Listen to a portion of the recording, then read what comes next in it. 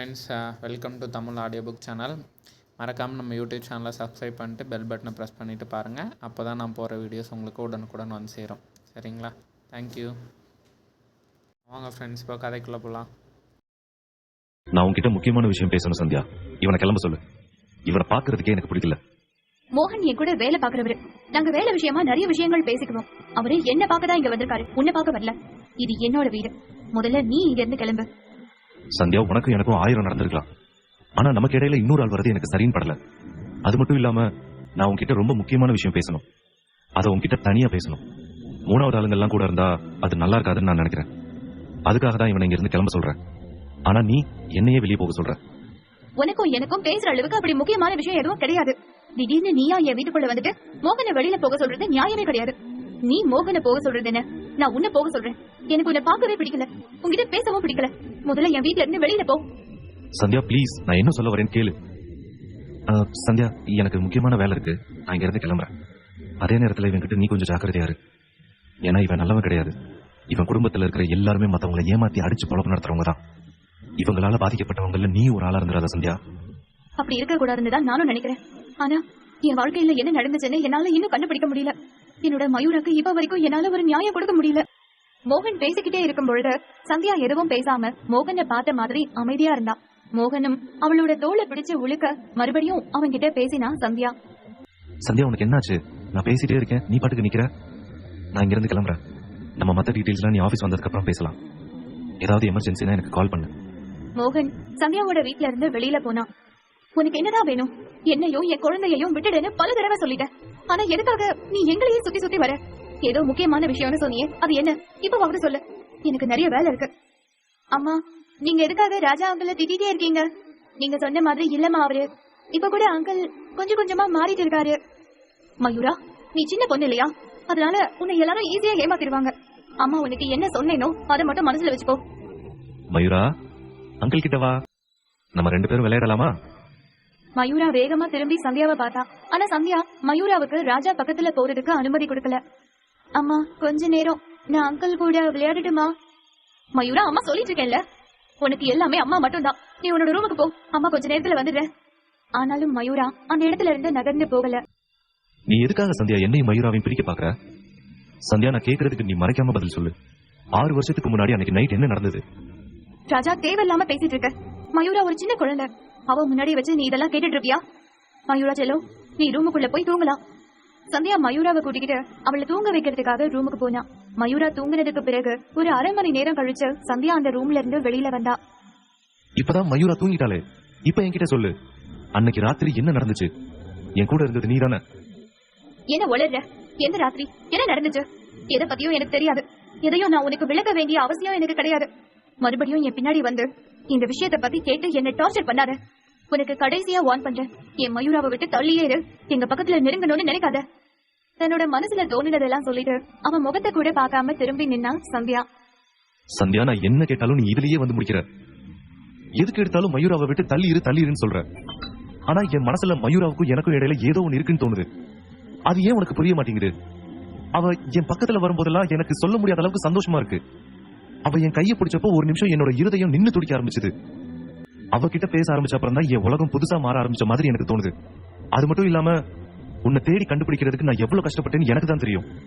நான் பொய் சொல்லல சந்தியா, உண்மையதான் சொல்றேன். அதே நேரத்துல மனசாட்சிக்கு பயந்து கேட்கிறேன், அன்னைக்கு ராத்திரி என் கூட இருந்தது நீயா? அது நீதான் அப்படின்னா உனக்கும் எனக்கும் இடையில என்னதான் நடந்துச்சு? எனக்கு கொஞ்சம் விளக்கமா சொல்லு. சந்தியா ராஜாவோட இந்த வார்த்தையெல்லாம் கேட்டுட்டு சிலை மாதிரி நின்னா. அவளோட கண்ணில இருந்து அவளையே அறியாம கண்ணீர் வந்துச்சு. இதெல்லாம் ராஜாவுக்கு தெரியக்கூடாதுன்னு நினைச்சு தன்னோட கண்ணீரை தொடச்சுக்கிட்டு மறுபடியும் ராஜாவை திரும்பி பார்த்தா. இல்ல, நமக்கு இடையில அப்படி எதுவும் நடக்கல. அன்னைக்கு ராத்திரி நான் உன் கூட இல்ல. இதுக்கு மேல என்கிட்ட எதுவும் கேட்காத. மயூராவுக்கும் உனக்கும் நீ நினைக்கிற மாதிரி எந்த சம்பந்தமும் கிடையாது. நீயா எதையாவது நினைச்சுக்கிட்டா அதுக்கு நான் பொறுப்பு கிடையாது. முதல்ல இங்க இருந்து வெளியில போ. முடியாது சந்தியா, என்னால போக முடியாது. நான் மயூராவை விட்டு எங்கேயும் போக மாட்டேன். அந்த மோகன் சொன்ன மாதிரி நான் எப்படி வேணாலும் இருக்கலாம், எவ்வளவு கெட்டவனா வேணாலும் இருக்கலாம், உன்கிட்ட மோசமா கூட நடந்திருக்கலாம். ஆனா மயூரா விஷயத்துல நான் அப்படி இருக்க மாட்டேன் சந்தியா. அவ சின்ன பொண்ணு. அதனாலதான் சொல்றேன், அவ சின்ன பொண்ணு. அவ மனசுல வேண்டாத ஆசையை வளர்த்து விட வேண்டாம். அவ ஏற்கனவே என்கிட்ட அப்பாவை பத்தி நிறைய கொஸ்டின்ஸ் கேட்டுட்டு இருக்கா. இந்த நேரத்துல நீங்க அவ கூட ரொம்ப க்ளோஸா பழகுனீங்கன்னா நீங்க தான் அவளோட அப்பான்னு அவ தப்பா புரிஞ்சுக்குவா. அப்போ மயூராவோட உண்மையான அப்பா வந்தா நான் அவங்களுக்கு என்ன பதில் சொல்லுவேன்? சந்தியா இந்த மாதிரி சொல்லுவான்னு ராஜா எதிர்பார்க்கவே இல்ல. அவளோட வாயில இருந்து இந்த மாதிரியான வார்த்தைகளை கேட்டதும் அவனுக்கு தூக்கி வாரி போட்டுச்சு. அவனோட மனசுல அப்ப மயூராவோட உண்மையான அப்பா நான் இல்லையான்னு தோண ஆரம்பிச்சது. ஆனா சந்தியா எப்படியாவது ராஜாவை தன்னுடைய வீட்டுல இருந்து வெளியில அனுப்பணும்னு யோசிச்சுட்டு இருந்தா. அவளால முடிஞ்ச வரைக்கும் ரொம்பவே ட்ரை பண்ணி ராஜாவோட மனசுல இருக்க எண்ணத்தை அழிக்க பார்த்தா. அவளால முடியலன்னு தெரிஞ்சதும் அவளுக்கு வேற வழி தெரியாம மயூராவோட உண்மையான அப்பா வந்துருவாருன்னு சூசகமா சொன்னா. சந்தியா எவ்வளவு சொன்னாலும் அது ராஜாக்கு அதிர்ச்சியா தான் இருந்தது. ஆனா அத ராஜா முழுசா மனசார ஏத்துக்கல. நீ என்ன வேணாலும் சொல்லு சந்தியா, ஆனா நீ சொல்றதை என்னால ஏத்துக்கவே முடியாது. நீ ஏத்துக்கிட்டாலும் இல்லனாலும் இதுதான் நிஜம். தயவு செஞ்சு எங்களை விட்டு தள்ளியே இரு. இது நம்ம 2 பேரை விட மயூராக்கு ரொம்ப நல்லது. சந்தியா, நீ நல்லா யோசிச்சு பாரு. மயூரா அப்பா பாசத்துக்காக என்கிற ஒரு சின்ன பொண்ணு. அவ என் கூட இருந்தா அவ சந்தோஷமா இருப்பான்னு தோணுது. அவளோட உண்மையான அப்பா வருவாருன்னு நீ ஏதோ கதை சொல்ற. ஆனா அதை என்னால நம்ப முடியல, நம்பாம இருக்கவும் முடியல. அது உண்மையாவே இருந்தாலும் அப்படி ஒரு ஆள் வர வரைக்கும் நான் மயூராவுக்கு அப்பாவா இருக்கிறேன். மயூராவோட உண்மையான அப்பா வந்தாலுமே மயூரா என்னைக்குமே என்னோட பொண்ணுதான். அவளை நான் யாருக்காகவும் விட்டு கொடுக்க மாட்டேன். நீ சொல்றதெல்லாம் கேட்க நல்லதா இருக்கு. ஆனா உன்னோட முட்டாள்தனத்துக்காக என்னோட பொண்ணு பலியாக நான் தயாரா இல்ல. இந்த மாதிரி வசனம் எல்லாம் பேசி என் பொண்ணு கிட்ட நெருங்கணும்னு நினைக்காத. எனக்கும் மயூராவுக்கும் இடையில யாராலையும் பிரிக்க முடியாத ஒரு பாசம் இருக்கு. அதை பார்த்துதான் நீ பயப்படுற. அதனாலதான் என்ன அவகிட்ட இருந்து தள்ளி இருக்க சொல்ற. யார் என்ன சொன்னாலும் மயூரா என்கிட்ட நெருங்கி வரத யாராலையும் பிரிக்க முடியாது. நீயே பிரிக்கணும்னு நினைச்சாலும் மயூரா கண்டிப்பா இன்னைக்கு இல்லனா என்னைக்காவது என்ன தேடி வரதான் போறான். அவ மனசுல நான் தான் அப்பான்னு பிக்ஸ் ஆயிட்டேன். அன்னைக்கு அந்த பாணி முன்னாடி தானே வச்சு சொன்னாங்க மயூரா என்னோட குழந்தைன்னு. அப்போ மயூராவும் அங்கதான் இருந்தா. அவங்க சொன்னது உனக்கு விளையாட்டா தெரியலாம், ஆனா மயூராவுக்கு அது ரொம்ப நல்லா புரிஞ்சுது. இவ்வளவு நாள் தன்னோட அப்பா யாருன்னு தெரியாத மயூராவுக்கு அன்னைக்கு நான் தான் அவளோட அப்பான்னு தெரிஞ்சது அவ ரொம்ப சந்தோஷப்பட்டா. உனக்கு பயந்து வேணா அவன் என்கிட்ட இருந்து விலகி இருக்கலாம். ஆனா ஒரு நாள் இல்லைன்னா ஒரு நாள் கண்டிப்பா மயூரா என்னோட பாசத்தை புரிஞ்சுக்குவா. நீ சொல்ற இன்னொரு அப்பா கதையெல்லாம் நான் நம்பலாம், யார் வேணாலும் நம்பலாம். மயூரா கண்டிப்பா நம்ப மாட்டான். மறுபடியும் சொல்றேன், அவளை பொறுத்த வரைக்கும் நான் தான் அவளோட அப்பா. என்னமோ இருக்கட்டும், வரவன் போறவன் எல்லாம் மயூரா என்னோட குழந்தைன்னு சொல்லிட்டா அவங்க எல்லாம் அப்பா ஆயிடுவாங்களா? உன்ன அவளோட அப்பான்னு சொன்னா என்ன நானே கேவலப்படுத்திக்கிற மாதிரி. அவளோட உண்மையான அப்பா என்னைக்காவது ஒரு நாள் கண்டிப்பா வரத்தான் போறாரு. அன்னைக்கு மயூரா உன் மேல எவ்வளவு பாசமா இருந்தாலும் உன்னை தூக்கி எரிஞ்சிட்டு அவளோட உண்மையான அப்பா கூட போகத்தான் போறா. அதை என்னால உன்னால மட்டும் இல்ல, அந்த கடவுளால கூட மாத்த முடியாது. இந்த கிறுக்குத்தனமா உளறதெல்லாம் உளறி முடிச்சிட்டியா?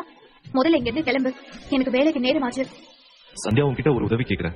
நீதான் வேலைக்கு போறியே, மயூராவை யார் பாத்துக்குவா? இன்னைக்கு ஒரு நாள் மயூரா கூட இருந்து அவளை நான் பாத்துக்கிறேன். என்னதான் நீ அவளை பாத்துக்கிறதுக்கு வேற ஒரு ஆள் வச்சாலும் உன்ன மாதிரி என்ன மாதிரி அவளை பாத்துக்கிறதுக்கு யாரும் கிடையாது. அதை நீ புரிஞ்சுக்கணும். என்ன சொன்ன? வேலையாளா? உன் பார்வைக்கு வேணும்னா கண்ணம்மா வேலையாளா தெரியலாம். என்னோட பார்வைக்கு அப்படி இல்ல. அவ பொறுத்ததுல இருந்து அவங்கதான் அவளை பாத்துக்கிறாங்க. என்னை விட ரொம்ப நல்லா கண்ணம்மா மயூராவை பாத்துக்குவாங்க. நீ அனாவசியமா பேசி நேரத்தை வீணடிக்காத. முதல்ல இங்க இருந்து கிளம்பு. நீ பேசுறதெல்லாம் கண்ணம்மா கேட்டா ரொம்ப கவலைப்படுவாங்க. ராஜாவும் சந்தியாவும் பேசிட்டு இருக்கும் போதே பெல் அடிக்கிற சத்தம் கேட்டுச்சு. ராஜாவும் சந்தியாவும் சொல்லி வச்சது மாதிரி ஒரே மாதிரி திரும்பி பார்த்தாங்க. அங்கிருந்து சந்தியா நகர்ந்து போய் வேகமா கதவை திறந்தா. அப்போ கண்ணம்மா வாசல்ல வெளியில நின்னுட்டு இருந்தாங்க. வாங்க ஆண்டி, ஏன் இவ்வளவு நேரம் ஆச்சு? நான் உங்களை முன்னாடியே வர சொன்னேனே. வர வழியில ரொம்ப டிராபிக், அதனாலதாமா என்னால சீக்கிரம் வர முடியல. மயூரா தூங்கிட்டாளா? நீங்க சாப்பிட வச்சிட்டீங்களா? சாப்பிட்டா ஆண்டி, சாப்பிட்டுதான் தூங்குனா. ஒரு அரை மணி நேரம் தான் இருக்கும். நான் வேலை முடிஞ்சதும் சீக்கிரமா வந்துடுறேன். அது வரைக்கும் நீங்க பாத்துக்கோங்க. அப்புறம் அனாவசியமா யாரையும் மயூரா பக்கத்துல நெருங்க விடாதீங்க. வீட்டுக்குள்ளயும் அனுமதிக்காதீங்க. ராஜாவை ஓர கண்ணால பாத்துக்கிட்டே கண்ணம்மா கிட்ட சந்தியா பேசினா. அதை என்ன பார்த்து நேரடியாவே சொல்ல வேண்டியதானே சந்தியா? வீட்டை விட்டு வெளியே போன ஏன் சுத்தி வளைச்சு அவங்க கிட்ட சொல்ற? என்ன பார்த்தாலே உனக்கு பிடிக்கல. ஆனா நான் கேக்குற கேள்விக்கு பதில் உங்ககிட்ட இல்ல. உங்ககிட்ட நேரடியா சொல்லவா? இவ்வளவு நேரம் அதைத்தானே சொல்லிட்டு இருந்தேன். நீ கேக்குற மாதிரி தெரியல. என்னோட வீட்டுல இருக்கிறவங்கள நான் தானே பாத்துக்கணும். அவங்கள பத்திரமா இருக்க சொன்னது தப்பா? நான் இதை ஏன் சொல்றேன்னா, அடுத்தவங்களால எப்பவும் எனக்கு ஆபத்து மட்டும்தான் வருது. நான் பட்டதெல்லாம் போதும். நானும் மயூராவும் இனிமே நிம்மதியா இருக்கணும்னு நினைக்கிறேன். இதை நான் அதுக்காக தான் சொன்னேன். நான் அடுத்தவங்க என்ன சொன்னது உன்னையும் உன் குடும்பத்தையும் தான். நீங்க எப்ப என் வாழ்க்கையில வந்தீங்களோ அப்போல இருந்து எனக்கு பிரச்சனை மேல பிரச்சனை தான். தேவையில்லாம ரிப்போர்ட்டர்ஸ் வந்து கீழே மீட்டிங் போடுறது, கன் ஷூட் நடக்கிறது, ரவுடிங்க வந்து பிரச்சனை பண்றது, என்ன நடந்துட்டு இருக்கு இந்த வீட்டுல? இந்த 5 வருஷம் போலீஸ் சர்வீஸ்ல எனக்கு இந்த மாதிரி ஒரு விஷயம் நடந்ததே இல்ல தெரியுமா? எவ்வளவு பெரிய கேங்ஸ்டரை கூட ஈஸியா ஹேண்டில் பண்ணிட்டு போயிடுறேன். நிறைய மர்டர் கேஸ டீல் பண்ணிருக்கேன், நிறைய கிரிமினல்ஸ் கேஸ டீல் பண்ணிருக்கேன். ஆனா யாரும் எனக்கு வீடு வரைக்கும் வந்து பிரச்சனை கொடுத்ததே இல்ல. நீ வந்துட்டு போனதுல இருந்து என்னோட துரதிருஷ்டம் ஆரம்பமாச்சு. வாழ்க்கைக்குள்ள மறக்க முடியாத அளவுக்கு நீ எனக்கு பிரச்சனை கொடுத்திருக்க, பிரச்சனை பண்ணிக்கிட்டே தான் இருக்க. லைஃப் லாங் மறக்க முடியாத அளவுக்கு நான் பிரச்சனை மட்டும் தான் கொடுத்தேனா? நல்லா யோசிச்சு சொல்லு சந்தியா. நான் கேட்கறதுக்கு பதில் அன்னைக்கு என்ன நடந்தது அது மட்டும் தான். ஆனா அதை சொல்லாம நீ உன் இஷ்டத்துக்கு பேசிட்டு இருக்க. சரி, ஓகே, உனக்கு என்ன இப்போ? நான் இங்க இருந்து வெளியே போகணும் தானே? நான் போறேன். தேவையில்லாம வார்த்தையை கொட்டாத. மேபி நான் நினைக்கிறது உண்மையா இருந்தா இதெல்லாம் நினைச்சு நீ ரொம்ப கவலைப்படுவ. ஆல்ரெடி நிறைய கவலைப்பட்டுட்டேன். இனிமே படுறதுக்கு எதுவும் கிடையாது. தயவு செஞ்சு இங்க இருந்து கிளம்பு. ராஜா எந்த பதிலும் பேசாம அங்கிருந்து தீராத சோகத்தோட கதவை திறந்து வெளியே போனான். அவன் அங்கிருந்து போகவும் சந்தியா தன்னுடைய யூனிஃபார்மை மாட்டிக்கிட்டு அங்கிருந்து கிளம்பி தன்னுடைய ஸ்டேஷனுக்கு போனான். இதே நேரத்துல தாத்தாவும் கிரியும் ஒருத்தருக்கு ஒருத்தர் எதிரெதிர துப்பாக்கியை நீட்டி வாக்குவாதம் பண்ணிட்டு இருந்தாங்க. அப்ப திடீர்னு தாத்தா துப்பாக்கியை அழுத்தவும் அவரோட துப்பாக்கியில இருந்து ஒரு தோட்டா பாஞ்சு கிரியை நோக்கி போச்சு. அந்த குண்டு நேரா கிரிக்கு பின்னாடி இருந்த கண்ணாடியில பட்டு சுக்கு நூறா அந்த கண்ணாடி உடைஞ்சு போச்சு. அந்த கண்ணாடி சிதறின சத்தத்தை கேட்டு வெளியில நின்னுட்டு இருந்த ரவி வேகமா அந்த ரூமுக்குள்ள வந்தாரு. வந்தவருக்கு பயங்கர அதிர்ச்சியா 2 பேரையும் மாறி மாறி பாத்துட்டு இருந்தாரு. இத பார்த்த கிரிக்கு மனசுல கொஞ்சம் பயம் இருந்தாலும் அத வெளியில காட்டிக்காம சத்தமா சிரிக்க ஆரம்பிச்சாரு. தாத்தா கோவத்தோட தன்னை நோக்கி சுட்டதை பார்த்து பயந்த கிரி தன்னோட கையில துப்பாக்கி இருந்தத கூட மறந்து திகச்சு போய் நின்னாரு. ஆனா தாத்தாவோட துப்பாக்கியில இருந்து வந்த குண்டு அவரை மீறி அவருக்கு பக்கவாட்டுல போய் அவருக்கு பின்னாடி இருந்த ஒரு கண்ணாடியில பட்டு அந்த கண்ணாடி சுக்கு நூறா உடைஞ்சு தெரிஞ்சது. பயத்தை உள்ள அடக்கிக்கிட்டு ஒரு ராட்சச சிரிப்போட கிரி தாத்தாவை பார்த்தான். என்ன உங்களுக்கு வயசாயிடுச்சா? அப்புறம் எதுக்கு தேவையில்லாம துப்பாக்கி எல்லாம் தூக்கிட்டு வந்து என்கிட்ட வயசு விடல் பேசுறீங்க? போய் பிசினஸ் பண்ணி சொத்து சேர்த்தமா, வயசானதுக்கு அப்புறம் செத்து போனமான்னு இல்லாம எதுக்கு இந்த வீரப்பெல்லாம் பண்றீங்க? நான் வச்ச குறி தப்பாது அப்படின்னு உனக்கு தெரியும். தெரிஞ்சுக்கிட்டு என்கிட்ட நீ இவ்வளவு பேசுற. இன்னும் என்னோட துப்பாக்கி என் கையில தான் இருக்கு, அதை மறந்துடாத. உன்னை சுடணும், உன்னை கொல்லணும்னு நினைச்சா இந்நேரம் நீ இங்க நின்னுட்டே இருக்க மாட்டேன். அந்த விஷயத்த நான் எப்பவோ செஞ்சிருப்பேன். உனக்கு இதுதான் கடைசி வார்னிங்னு வச்சுக்கோ. இன்னொரு தடவை என் குடும்பத்துக்குள்ள போது ஏதும் பிரச்சனை பண்ணணும்னு நினைக்காத. என்னோட பேர வாழ்க்கையில தலையாத. என் வாழ்க்கை முடிஞ்சிருச்சுதான். நீ சொன்ன மாதிரி இன்னும் கொஞ்ச நாள்ல நான் செத்து போயிருவேன் தான். ஆனா அவங்க 2 பேருக்கு ஏதாவது ஒண்ணுனா, அவங்க வாழ்க்கைக்கு ஏதாவது ஒண்ணு அப்படின்னா நான் சும்மா இருக்க மாட்டேன். பழைய மாதிரி என்ன மாற வச்சிடாத. நான் எப்படின்னு மத்தவங்களை விட உனக்கு ரொம்ப நல்லா தெரியும். தெரிஞ்சுக்கிட்டே என்ன சீண்டி பாக்குறது அவ்வளவு நல்லா இல்ல. கிரியும் தாத்தாவும் ஒருத்தருக்கு ஒருத்தர் மாத்தி மாத்தி பேசிக்கிட்டாங்க. இத அதிர்ச்சியோட பாத்துட்டு இருந்தாரு ரவி. ரவி என்னதான் ஒரு ரிட்டையர்டு போலீஸ் ஆபீசரா இருந்தாலும் ரொம்ப நாள் கழிச்சு இந்த விஷயத்த எல்லாம் பாக்குற அவருக்கு ரொம்பவே திகைப்பா தான் இருந்துச்சு. அவர் வேகமா அங்கிருந்து தாத்தா பக்கத்துல போய் நின்னு அவரை சமாதானப்படுத்திட்டு இருந்தாரு. தாத்தாவை சமாதானப்படுத்தி அங்கிருந்து தாத்தாவை கூட்டிக்கிட்டு வெளியில வந்து கார்ல ஏத்தி அவர் தங்கி இருந்த இடத்துக்கு கூட்டிட்டு போனாரு. தாத்தா சொன்னதை நினைச்சு கிரி ரொம்பவே குழம்பி போயிருந்தாரு. அவரால ஒரு சில விஷயங்களை நினைச்சு கூட பார்க்க முடியல. இந்த கிழவனுக்கு எவ்வளவு வயசானாலும் நம்ம மேல இருக்க பக்கம் குறையாது போல. அவனுக்கு வயசு கூட கூட நம்ம மேல இருக்க பழியும் போதையும் கூட்டிட்டு தான் இருக்கு. அவனோட கோபம் கொஞ்சம் கூட குறையல. ஆனா முடிஞ்ச அளவுக்கு சீக்கிரம் அந்த குடும்பத்தை அழிச்சே ஆகணும். இல்லன்னா எனக்கே பிரச்சனையா வந்து நிப்பாங்க. என்னோட முதல் விக்கெட் இந்த கிழவனா தான் இருக்கணும். ஆனா அந்த கிழவன் துப்பாக்கி தூக்கி சுடுறப்போ என் கையில தான் துப்பாக்கி இருந்துச்சு. நான் ஏன் அவ்வளவு அமைதியா இருந்தேன்?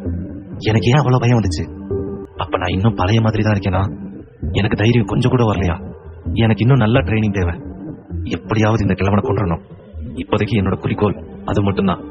அவனோட ஊருக்கு போறதுக்குள்ள இங்கேயே வச்சு அவனை போட்டு தள்ளணும். என் மேல சந்தேகம் வந்து சந்தியாவே வந்து அரெஸ்ட் பண்ணா கூட சந்தியா கண்டிப்பா இதை பண்ண மாட்டான். சந்தியா எப்பவுமே எனக்கு எதிராக திரும்ப மாட்டான். அவளுக்கு அவளோட குழந்தை எவ்வளவு முக்கியமோ அதே அளவுக்கு நானும் முக்கியம். நான் போடுற பிளான மட்டும் கரெக்டா போட்டுட்டா நான் இந்த விஷயத்துல இருந்து ஈஸியா வெளியே வந்துடலாம். அங்கிருந்து கார்ல கிளம்பிட்டு இருந்த தாத்தாவும் ரவி கிட்ட கோபமா பேசிட்டு இருந்தாரு. அவனுக்கு எவ்வளவு தைரியம்! ஏன் முன்னாடியே துப்பாக்கி நீட்டான். எல்லாரும் நான் ஏதோ ஃபீல்ட் அவுட் ஆயிட்டேன்னு நினைக்கிறானுங்க. நான் மறுபடியும் பழைய மாதிரி வந்துன்னா எவ்வளவு தாங்கிக்க மாட்டாங்க. என் பேரங்களோட வாழ்க்கைக்காக தான் நான் இவ்வளவு அமைதியா பொறுத்து போயிட்டு இருக்கேன். என் பேரை கேட்டாலே அடங்கி போய் வாயில விரல் வைக்கிற பசங்களுக்கு முன்னாடி இந்த கிரி மட்டும் ஏன் இவ்வளவு ஆடிட்டு இருக்கான்? இவனுக்கு திருந்துன்னு சொல்லி பாவ மன்னிப்பு கொடுத்து ரொம்ப பெரிய தப்பு பண்ணிட்டேன். இந்த தப்பை இன்னொரு தடவை நான் பண்ண மாட்டேன். சீக்கிரம் அவனை முடிச்சு விடணும். இல்லன்னா என் குடும்பத்தை என்னால காப்பாற்ற முடியாது. சரி விடுங்க, அவன் தான் முட்டாள்தனமா ஏதோ பண்ணிட்டான். உங்களை பத்தி தெரியாம செஞ்சுட்டான். அதுக்காக இப்படியா டென்ஷன் ஆகி உடம்பு கெடுக்கிறது? நீங்க எதுக்காக கோவப்படுறீங்க? நீங்க ஃபீல்ட் அவுட் ஆயிட்டீங்கன்னு யார் சொன்னாங்க? நீங்க ரஜினி மாதிரி வயசானாலும் சிங்கம் தான். அந்த முட்டா பையன் அப்படி பண்ணதுக்கு நீங்க இவ்வளவு டென்ஷன் ஆக வேண்டிய அவசியம் கிடையாது. அவன்லாம் ஒரு ஆளே கிடையாது உங்க முன்னாடி. கொஞ்சம் அமைதியா இருங்க. இல்ல ரவி, அவனை பத்தி உனக்கு தெரியாது. நீ என்னதான் பெரிய போலீஸ் ஆபீசரா இருந்தாலும் அந்த கிரியை பத்தி உனக்கு தெரிஞ்சிருக்க வாய்ப்பு இல்ல. அதே நேரத்துல அவன் பெரிய ஆலமரம்னு நினைச்சிடாத. அவன் சாதாரண கருவேல மரம் தான். அதனாலதான் இப்ப வரைக்கும் குத்திட்டு இருக்கான். நான் இந்த தடவையும் சாதாரணமா நினைச்ச அவனை விட்டேன்னா என்னை விட பெரிய முட்டாள் யாருமே இருக்க மாட்டாங்க. அவனுக்கு சரியான பாடம் கத்துக் கொடுக்கணும். ஆனா என்னன்னே தெரியல, அவன் என்னை நோக்கி துப்பாக்கி நீட்டும் போது எனக்கு ரொம்ப பெரிய கோபம் வந்துச்சு. எனக்கு அவனை சுடணும்னு தான் தோணுச்சு. அவனை எப்படியாவது கொண்டு போடணும்னு தோணுச்சு. ஆனா கொஞ்ச நேரத்துல அவன் என்கிட்ட காலில் விழுந்து கெஞ்சின அந்த ஞாபகம் வந்ததும் என்னோட குறியை அவனை விட்டு தள்ளி வச்சு சுட்டுட்டேன். அதனாலதான் அவன் தப்பிச்சான். அந்த ஞாபகம் மட்டும் வராம இருந்துச்சு, இந்நேரம் அவன் உயிரோட இருந்திருக்க மாட்டான். உங்க காலில் விழுந்து கெஞ்சினானா? இது எப்ப? ஒரு 8 வருஷத்துக்கு முன்னாடி. அவன் சாதாரண ஒரு குளிப்படதான். ஏதோ தெரியாம என் வழியில குறுக்க வந்துட்டான். அவனை நான் தண்டிக்கணும்னு நினைச்சப்பதான் என் 2 காலையும் புடிச்சுக்கிட்டு விடாம கண்ணுல தார தாரையா கண்ணீரோட கெஞ்சிட்டான். நான் அப்பவே பொழைச்சுப்போ, இனிமே என் பக்கத்துல வராத அப்படின்னு தான் சொன்னேன். ஆனா மறுபடியும் 8 வருஷம் கழிச்சு இதே மாதிரி வந்து நிப்பான்னு நான் நினைக்கல. ஒருத்தரை பார்த்ததும் இவன் டேஞ்சரானவன், இவன் சாதாரணமானவன் அப்படின்னு ஈஸியா கண்டுபிடிச்சிடுவேன். இவனை எப்படியோ கணக்குல இருந்து மிஸ் பண்ணிட்டேன். முதல்ல கண்ணீர் இதுவரை கேள்விப்பட்டிருக்கேன், ஆனா இவனோட கண்ணுல தான் பார்த்தேன்னு இப்ப எனக்கு புரியுது. நீங்க வேற சாதாரணமா சுட்டுட்டீங்க, நான் அவனதான் கொண்டுட்டீங்களோன்னு நினைச்சு பயந்து போய் உள்ள வந்தேன். நல்ல வேலை அவன் செல்ல மாதிரி நின்னா, ஆனா அவனுக்கு பயமா இருந்தாலும் அதை கொஞ்சம் கூட காட்டிக்காம நின்னா பாருங்க. அத நானும் பார்த்தேன் ரவி. அவன் முன்ன மாதிரி இல்ல. முதல்ல இருந்த கிரி சாதாரண புள்ளப்பூச்சி மாதிரி. சொன்னதும் சரின்னு கேட்டு போயிட்டான். இத்தனை வருஷம் கழிச்சு அதே மாதிரி வழியில குறுக்க வர்றானா, அவன் எவ்வளவு கோபத்தோடையும் பகையோடையும் இருந்திருப்பான்னு நினைச்சு பாரு.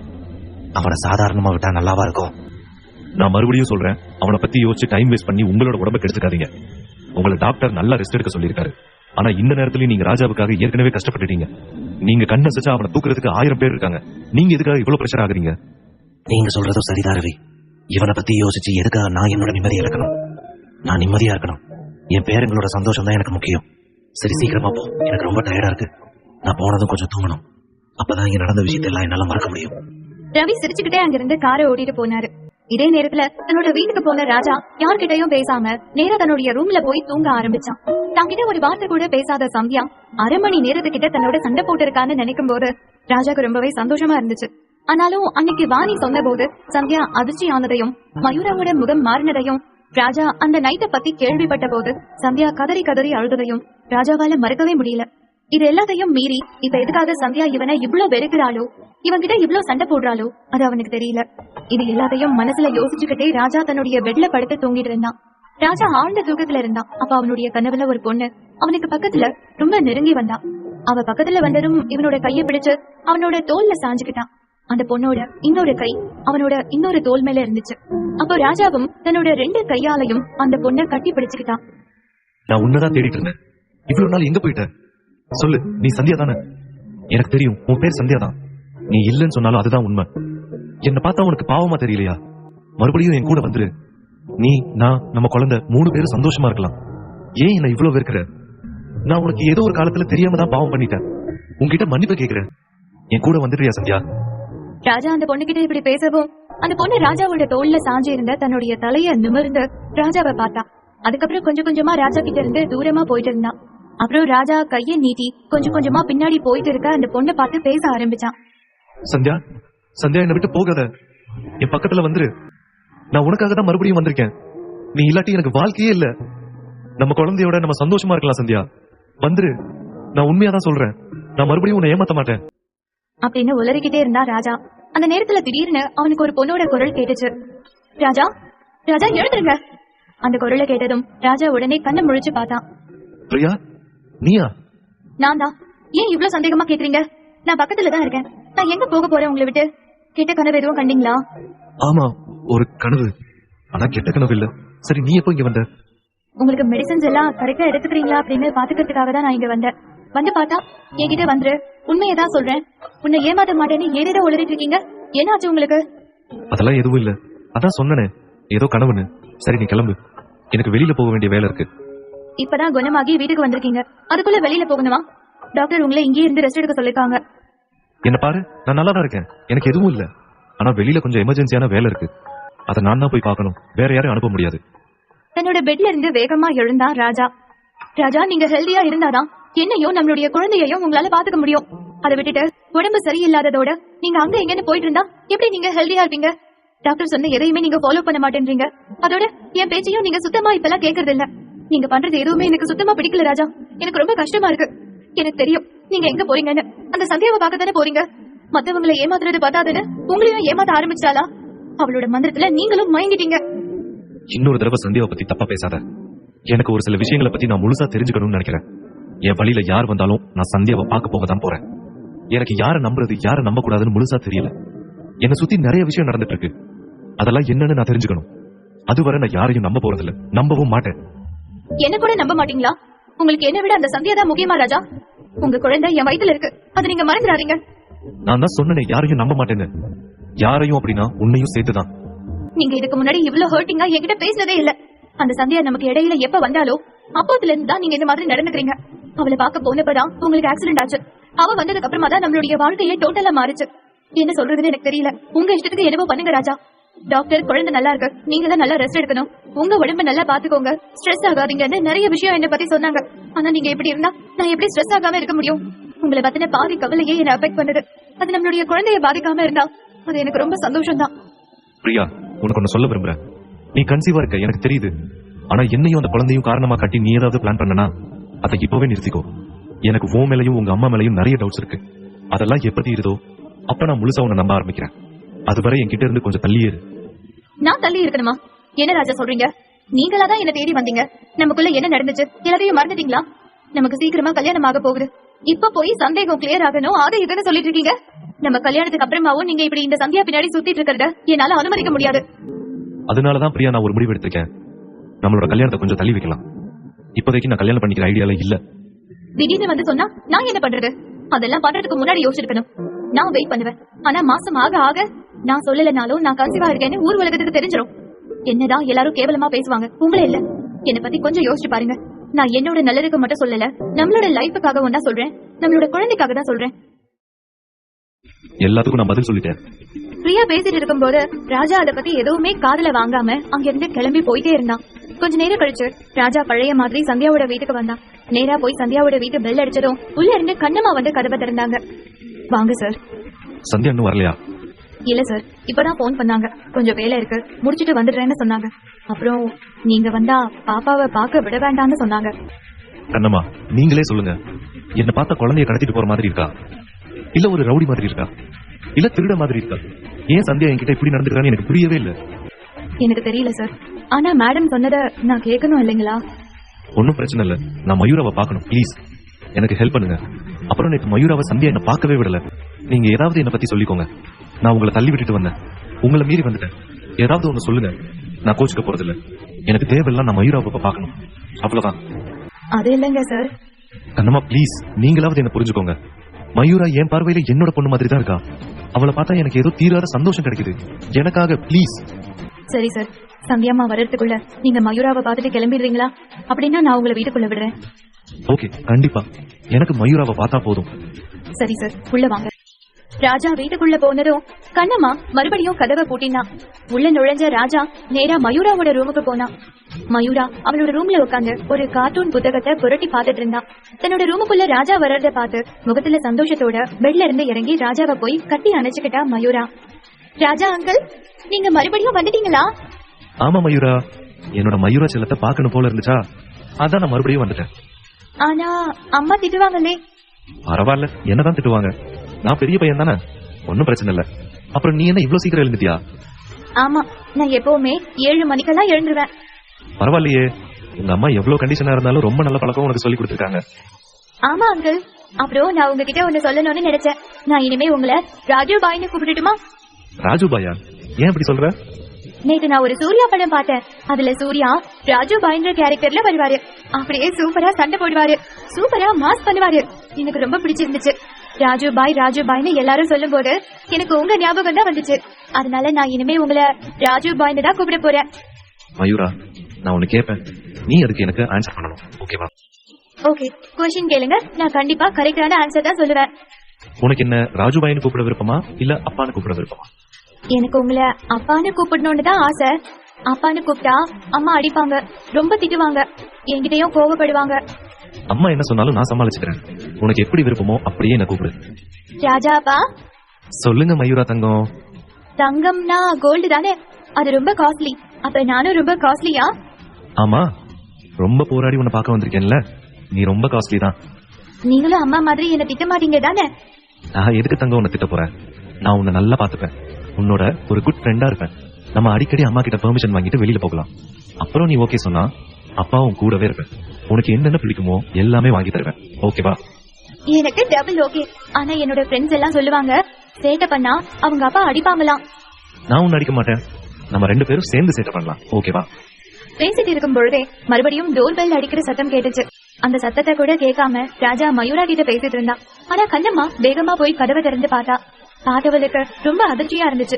கதவுக்கு பின்னாடி சந்தியா வந்து நின்னுட்டு இருந்தா. வாங்க சந்தியாமா. என்ன அதுக்குள்ள சீக்கிரமா வந்துட்டீங்க? என்ன இன்னும் வரலையான்னு கேப்பீங்க, இப்போ அதுக்குள்ள வந்துட்டீங்கன்னு சொல்றீங்க? இல்ல அது ஒண்ணும் இல்ல, நீங்க லேட் ஆகும்னு சொன்னீங்களா, அதான் கேட்டேன். கனிமா கிட்ட பேசிக்கிட்டே சந்தியா நேரா மயூராவோட ரூமுக்கு போனா. அங்க ராஜா மயூரா கூட பேசிட்டு இருக்கிறத பார்த்ததும் அவளுக்கு ரொம்பவே கோபமா வந்துச்சு. ராஜா, நீ எப்படி உள்ள வந்த? உன்கிட்ட பல தடவை சொல்லிட்டேன் மயூரா கிட்ட இருந்து தள்ளி இருன்னு. நான் சொல்றத நீ கேட்கவே மாட்டேன், அப்படித்தானே? ராஜா சந்தியாவோட கைய பிடிச்சு இழுத்துக்கிட்டு ஹாலுக்கு வந்தான். இப்ப எதுக்கு என் கைய பிடிச்சு இழுத்துட்டு வந்த? என்ன வேணும் உனக்கு? நீ தானே சொன்ன குழந்தை இருக்கும்போது ஒரு சில விஷயத்தை பத்தி பேசக்கூடாதுன்னு. அதனாலதான் தனியா கூட்டிட்டு வந்தேன். எனக்கு ஒரு சந்தேகம், அன்னைக்கு நைட்டு என் கூட இருந்தது நீ இல்ல அப்படின்னா என் மேல எதுக்காக உனக்கு இவ்ளோ கோவம் நான் கேட்டேன்.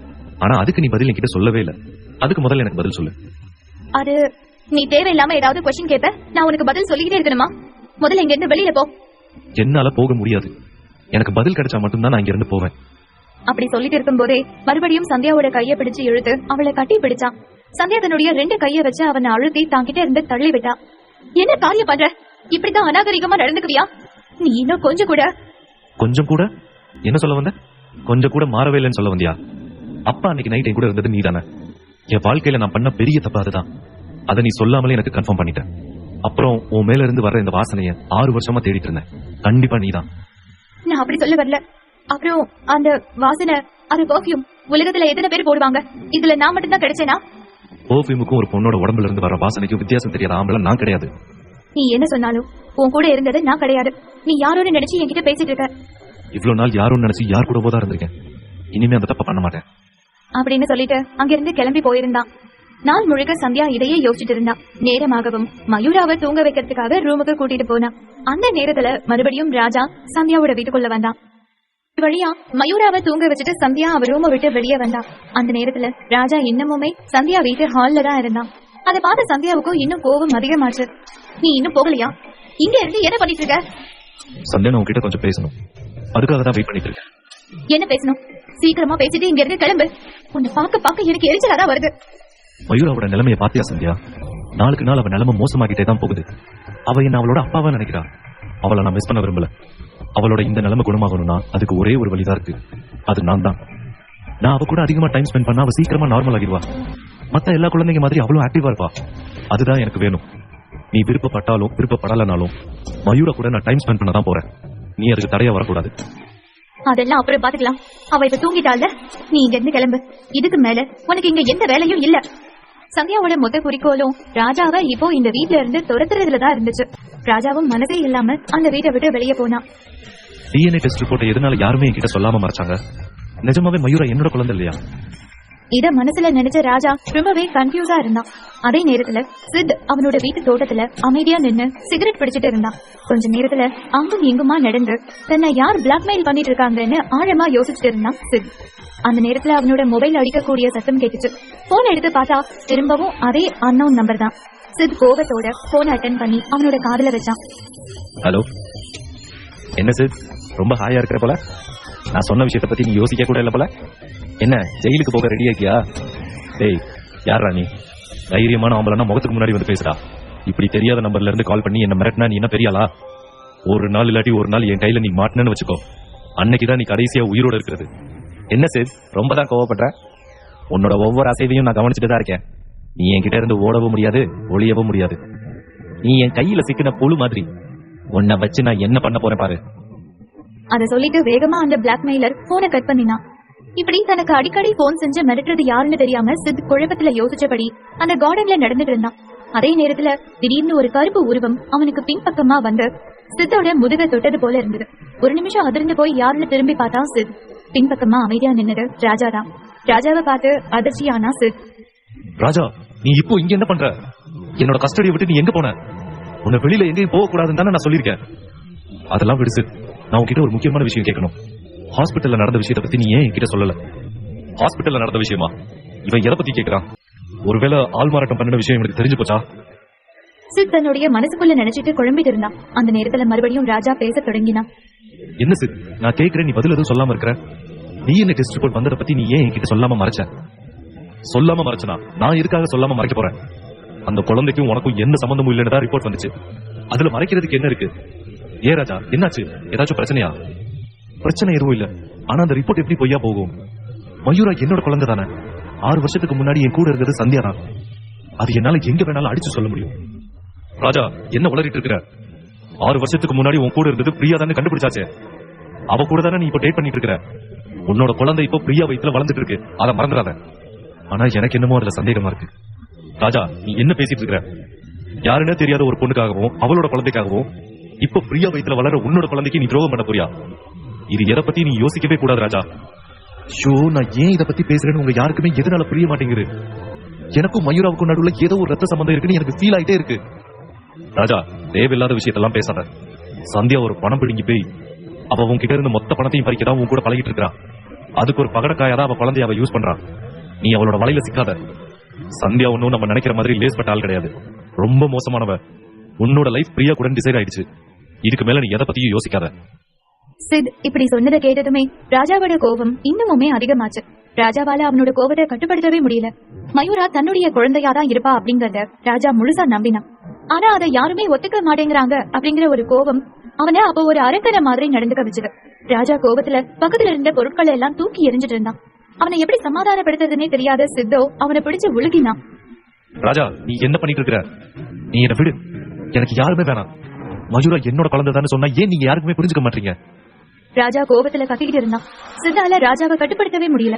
ஒருவேளை அவன் தன்னுடைய கண்ட்ரோலை விட்டு போயிடுவானோன்னு சித்துக்கு ரொம்ப பயமா இருந்துச்சு. அதனால கோபமா கத்திட்டு இருந்த ராஜாவை சமாதானப்படுத்த நினைச்சான் சித். ராஜா, உன்னோட அண்ணன்கிட்டே நீ இப்படி கோவப்படுறியா? நீ எப்போதுல இருந்து ராஜா இப்படி மாறின? இந்த சந்தியா உன்னை எந்த அளவுக்கு மாத்திட்டா பாத்தியா? சித் இப்படி பேசினதை கேட்டதுமே ராஜா அவனோட சுய நினைவுக்கு வந்தான்.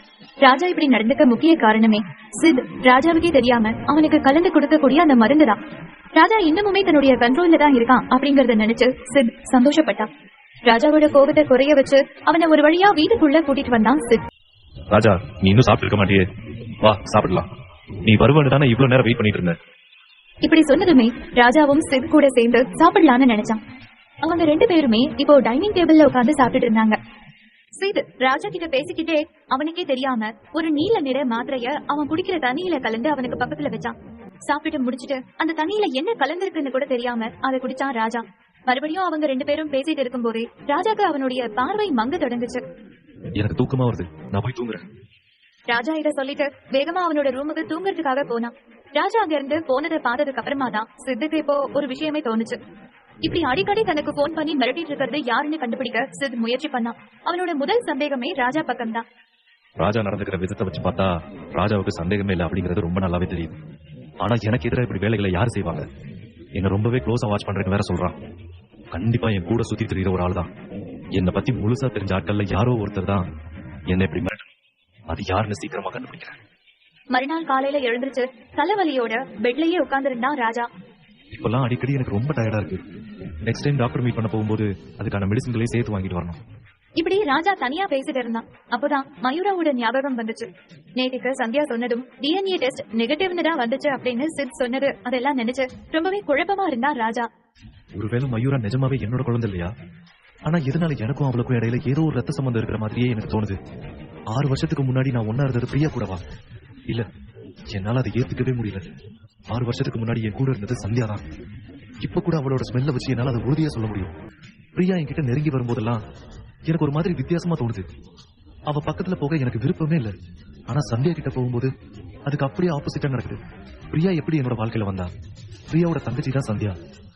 ஆனா தன்னோட பேர் தான் சந்தியான்னு சொல்லி பிரியா என்னோட வாழ்க்கையில நுழைஞ்சான். ஒருவேளை பிரியாவுக்கு எல்லா விஷயமும் தெரிஞ்சு சந்தியாவுக்கு பதிலா தான் தன்னோட பேர் பிரியான்னு சொன்னாலா? இல்லனா பிரியா எதுக்காக என்கிட்ட அவளோட பேர் சந்தியான்னு சொல்லி அறிமுகப்படுத்திக்கணும்? இப்படி பல கேள்விகளோட ராஜா அவனோட கட்டிலேயே உட்கார்ந்திருந்தான். திடீர்னு தன்னுடைய போன் எடுத்து யாரோ ஒருத்தருக்கு போன் பண்ணா ராஜா. ஹலோ ராஜா சார், என்ன காலங்கத்திலே கால் பண்ணிருக்கீங்க? ஏதாச்சும் இம்பார்ட்டன்டான விஷயமா? ஆமா, எனக்கு ஒரு முக்கியமான விஷயம் தெரிஞ்சாகணும். பிரியா பத்தின டீடைல்ஸ் எல்லாமே எனக்கு வேணும், அதுவும் சீக்கிரமா. ஓகே சார், எங்க கிட்ட சொல்லிட்டீங்கல்ல, எவ்வளவு சீக்கிரம் முடியுமோ அவ்வளவு சீக்கிரம் அவங்க யாருன்னு நாங்க கண்டுபிடிச்சு சொல்றோம். இந்த விஷயத்த ராஜா கண்டுபிடிக்க சொன்னான். அதுக்கப்புறமா தான் மயூராவோட ஞாபகம் அவனுக்கு வந்துச்சு. தூங்கி எழுந்திருச்சு மயூரா தன்னை தேடுவாளேன்னு நினைச்சுக்கிட்டு சந்தியாவோட வீட்டுக்கு வேகமா கிளம்பி போனா ராஜா. அவன் நினைச்சது போலவே மயூரா இவனுக்காகவே காத்துக்கிட்டு இருந்தான். ராஜா சந்தியாவோட வீட்டுக்குள்ள நுழையறத பார்த்த மயூரா ஓடி வந்து அப்பா அப்பான்னு அவனை கட்டி பிடிச்சுக்கிட்டான். இத பார்த்து சந்தியாவுக்கு கோபமாவும் எரிச்சலாவும் இருந்துச்சு. ஆனா மயூரா முன்னாடி தான் கோபப்படக்கூடாது அப்படிங்கறதுக்காக அவ இப்ப அமைதியா இருந்தான். அந்த நேரத்துல ராஜாவும் மயூராவை தூக்கினான். அப்பா, நீங்க என்ன விட்டுட்டு எங்க போனீங்க? நீங்க என்னோட அப்பா தானே. அப்ப நீங்க இந்த வீட்லயே இருங்க, எங்கேயும் போகாதீங்க. என்னை விட்டு நீங்க எங்கேயும் போக கூடாது. ஓகேடா செல்லம், அப்பாக்கு கொஞ்சம் வேலை இருக்கு. அந்த வேலையெல்லாம் முடிஞ்சதுக்கு அப்புறமா அப்பா நீ அம்மா 3 பேரும் ஒரே வீட்ல ஒண்ணா இருக்கலாம். ஓகேவா?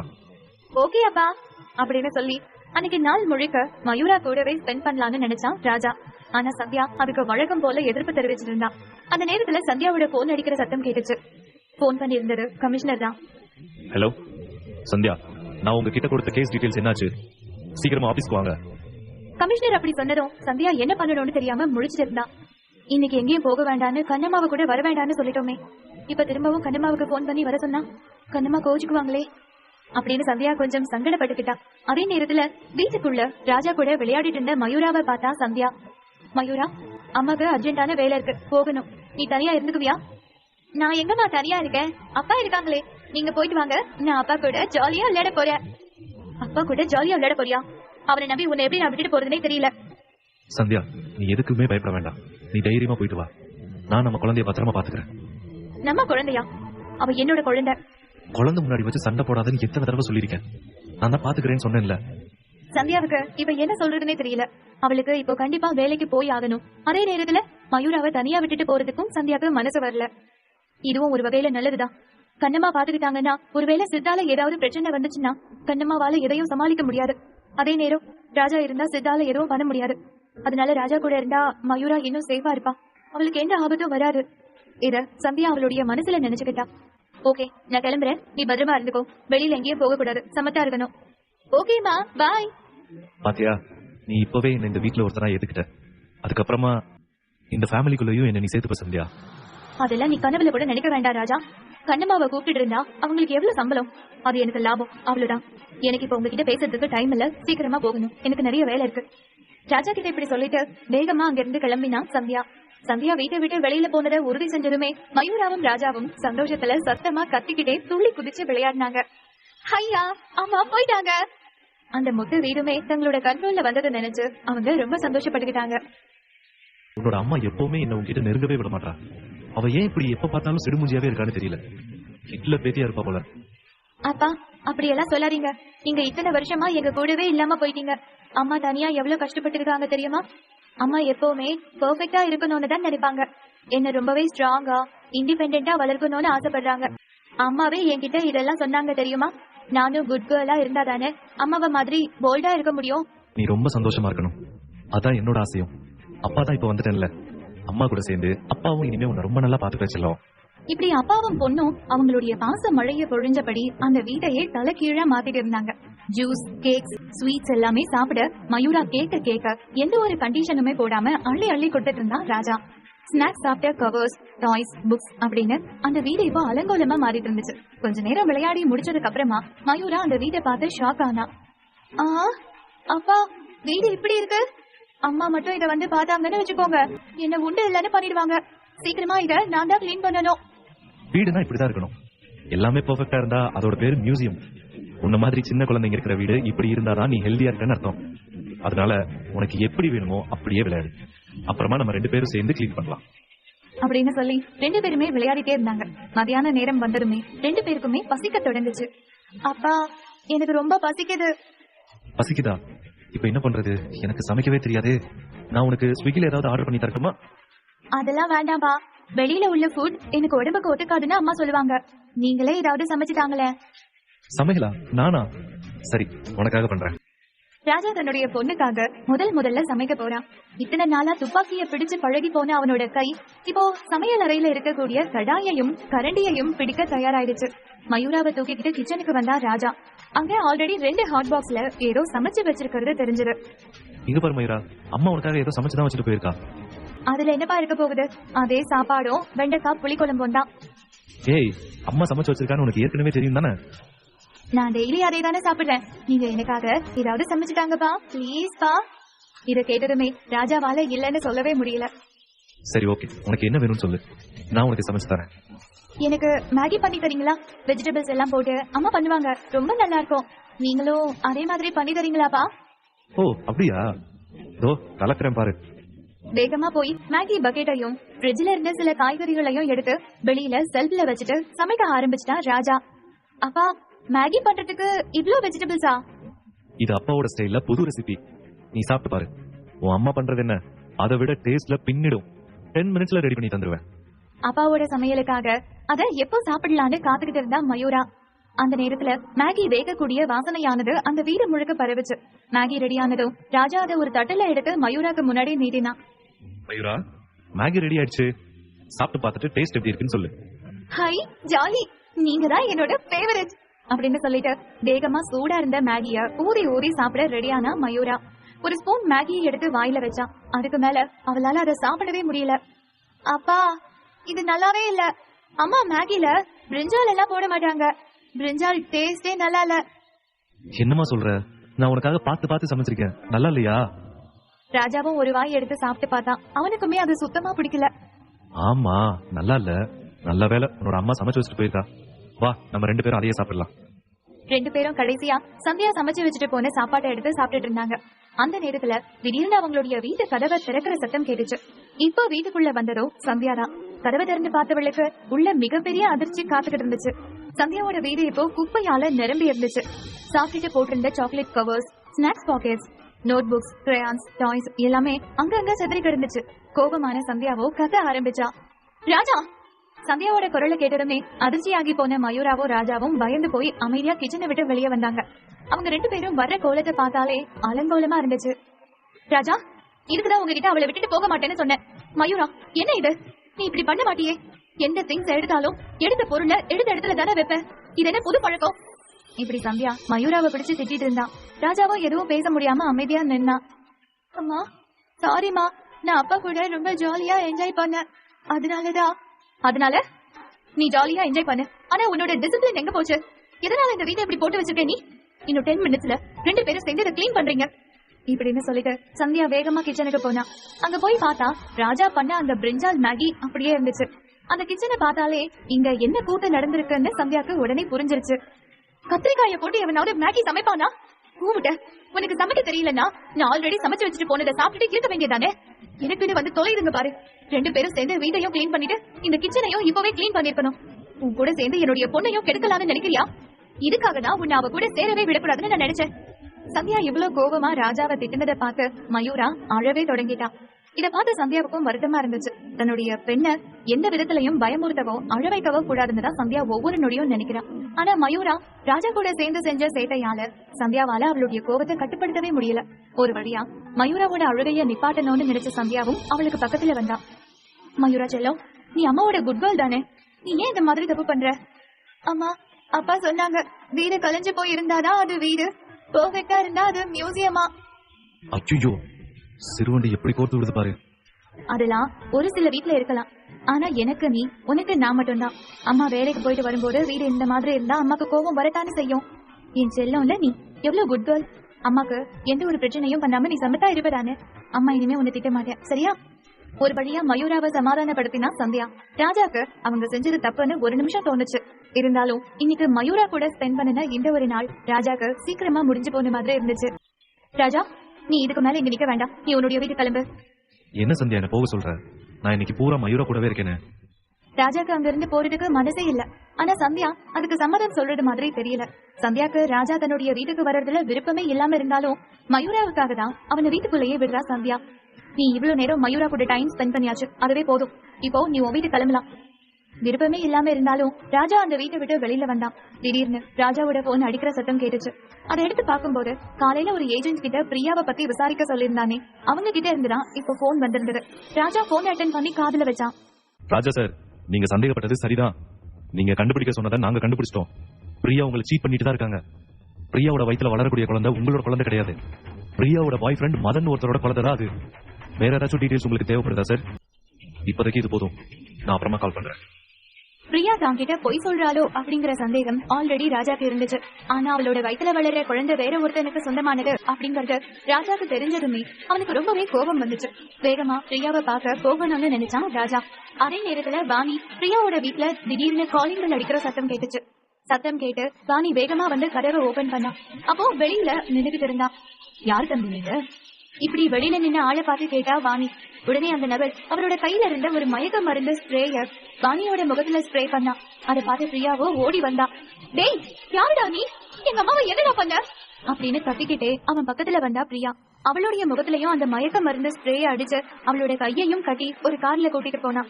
வாணி கண்ணை முழிச்சு பார்க்கும்போது ஏதோ ஒரு இருட்டான ரூம்ல தான் கை கால்கள் கட்டப்பட்டு வாணியும் பிரியாவும் இருந்தாங்க. டேய், யாருடா என்ன பிடிச்சு வச்சிருக்கிறது? நான் யாருன்னு தெரியுமா? நான் நினைச்சா என்ன பண்ண முடியும்னு தெரியுமா? இத கட்ட அவுத்து விடல, நான் உங்களை எல்லாம் என்ன பண்ணுவேனே தெரியாது அப்படின்னு கத்திக்கிட்டு இருந்தா வாணி. பிரியாக்கு என்ன பண்றதுன்னு தெரியாம அவ அழுதுகிட்டே இருந்தா. அம்மா, யாருமா நம்மள இப்படி கடத்தி இருக்கா? யாருன்னு தெரியலையே. ஒருவேளை சந்தியாவோட வேலையா இருக்குமோ? அவளை தவிர நமக்கு வேற யாரும் எதிரி இருக்கா? இல்லன்னா உன்னோட எக்ஸ் பாய் ஃப்ரெண்டா இருப்பானோ? யாருன்னு தெரியலையே. டேய், யாருடா எங்களை பிடிச்சு கட்டி வச்சிருக்கிறது? உங்களுக்கு எத்தனை லட்சம் பணம் வேணும்டா? எங்க கிட்ட சொன்னீங்கன்னா நான் சித் கிட்ட கேட்டு வாங்கி தருவேன்.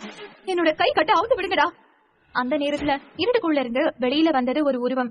அதை பார்த்த வாணியும் பிரியாவும் அப்படியே ஷாக் ஆகி போனாங்க. அட பாவி, நீயா? நீ எதுக்காக இப்படி பண்ணுன? எங்களை எதுக்காக கடத்தி இப்படி கட்டி வச்சிருக்க? சித், நீங்க எதுக்காக எங்களை இப்படி கடத்தி வச்சிருக்கீங்க? நீங்க சொல்ற மாதிரி தானே நாங்க எல்லாமே பண்ணிட்டு இருக்கோம். நான் சொல்றது மாதிரியே தானே பண்ணிட்டு இருக்கீங்க. அப்படியே நான் சொல்லாத சில விஷயங்களே பண்ணிட்டு இருக்கீங்களே. போனா போகட்டும், கூட வச்சுக்கலான்னு பார்த்தா என்னையே பிளாக்மெயில் பண்றீங்களா? அந்த அளவுக்கு வந்துட்டீங்களா அம்மாவும் பொண்ணும்? ஆமா, வாணியையும் பிரியாவையும் கடத்தி வச்சிருக்கிறது சித்து தான். சித்துக்கு போன் பண்ணி பிளாக்மெயில் பண்றது வாணியா இருக்குமோ அப்படிங்கிற சந்தேகம் உருவாகி இருக்கு. என்ன சொல்ற சித்? நாங்க உன்னை பிளாக்மெயில் பண்றோமா? என்ன உளற? நாங்க அப்படி எதுவுமே பண்ணல. உன்னோட கண்ட்ரோல்ல தானே நாங்க இருக்கோம். அப்படி இருக்கும்போது நாங்க எப்படி உன்னை பிளாக்மெயில் பண்ண முடியும்? உலக மகா நடிப்படா சாமி. உன்னோட இந்த நடிப்பை ராஜா வேணும்னா நம்பலாம், ஆனா நான் நம்ப மாட்டேன். இப்ப உண்மையை சொல்லுவியா சொல்ல மாட்டியா? நீ தானே அன்னைக்கு சொன்ன என்னை பத்தி எல்லா விஷயமும் உனக்கு தெரியும் அப்படின்னு. அதை வச்சு நீ தானே ஏதோ பிளான் போட்டிருக்க. அன்னோன் நம்பர்ல இருந்து கால் பண்ணி என்னையே மிரட்டுறியா?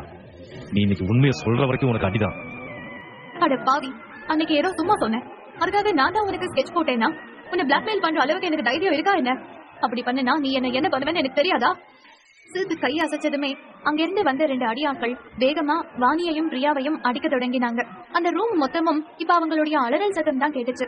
ஐயோ அம்மா, ஐயோ அம்மா, சித், நாங்க அப்படி எதுவுமே பண்ணல. பிளீஸ் சித், நான் கூட வயசானவன்.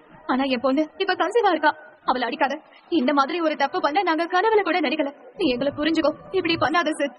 அம்மா, நீ செஞ்சிருந்தா ஒத்துக்கோமா. என்னால அடி தாங்க முடியலமா. அடி பாவி, நீ கூட என்ன நம்பலையா? நான் அப்படியெல்லாம் பண்ணுவேனா? அப்படி பண்ணி இருந்தா அடிக்கே நான் உளறி இருப்பேன்டி.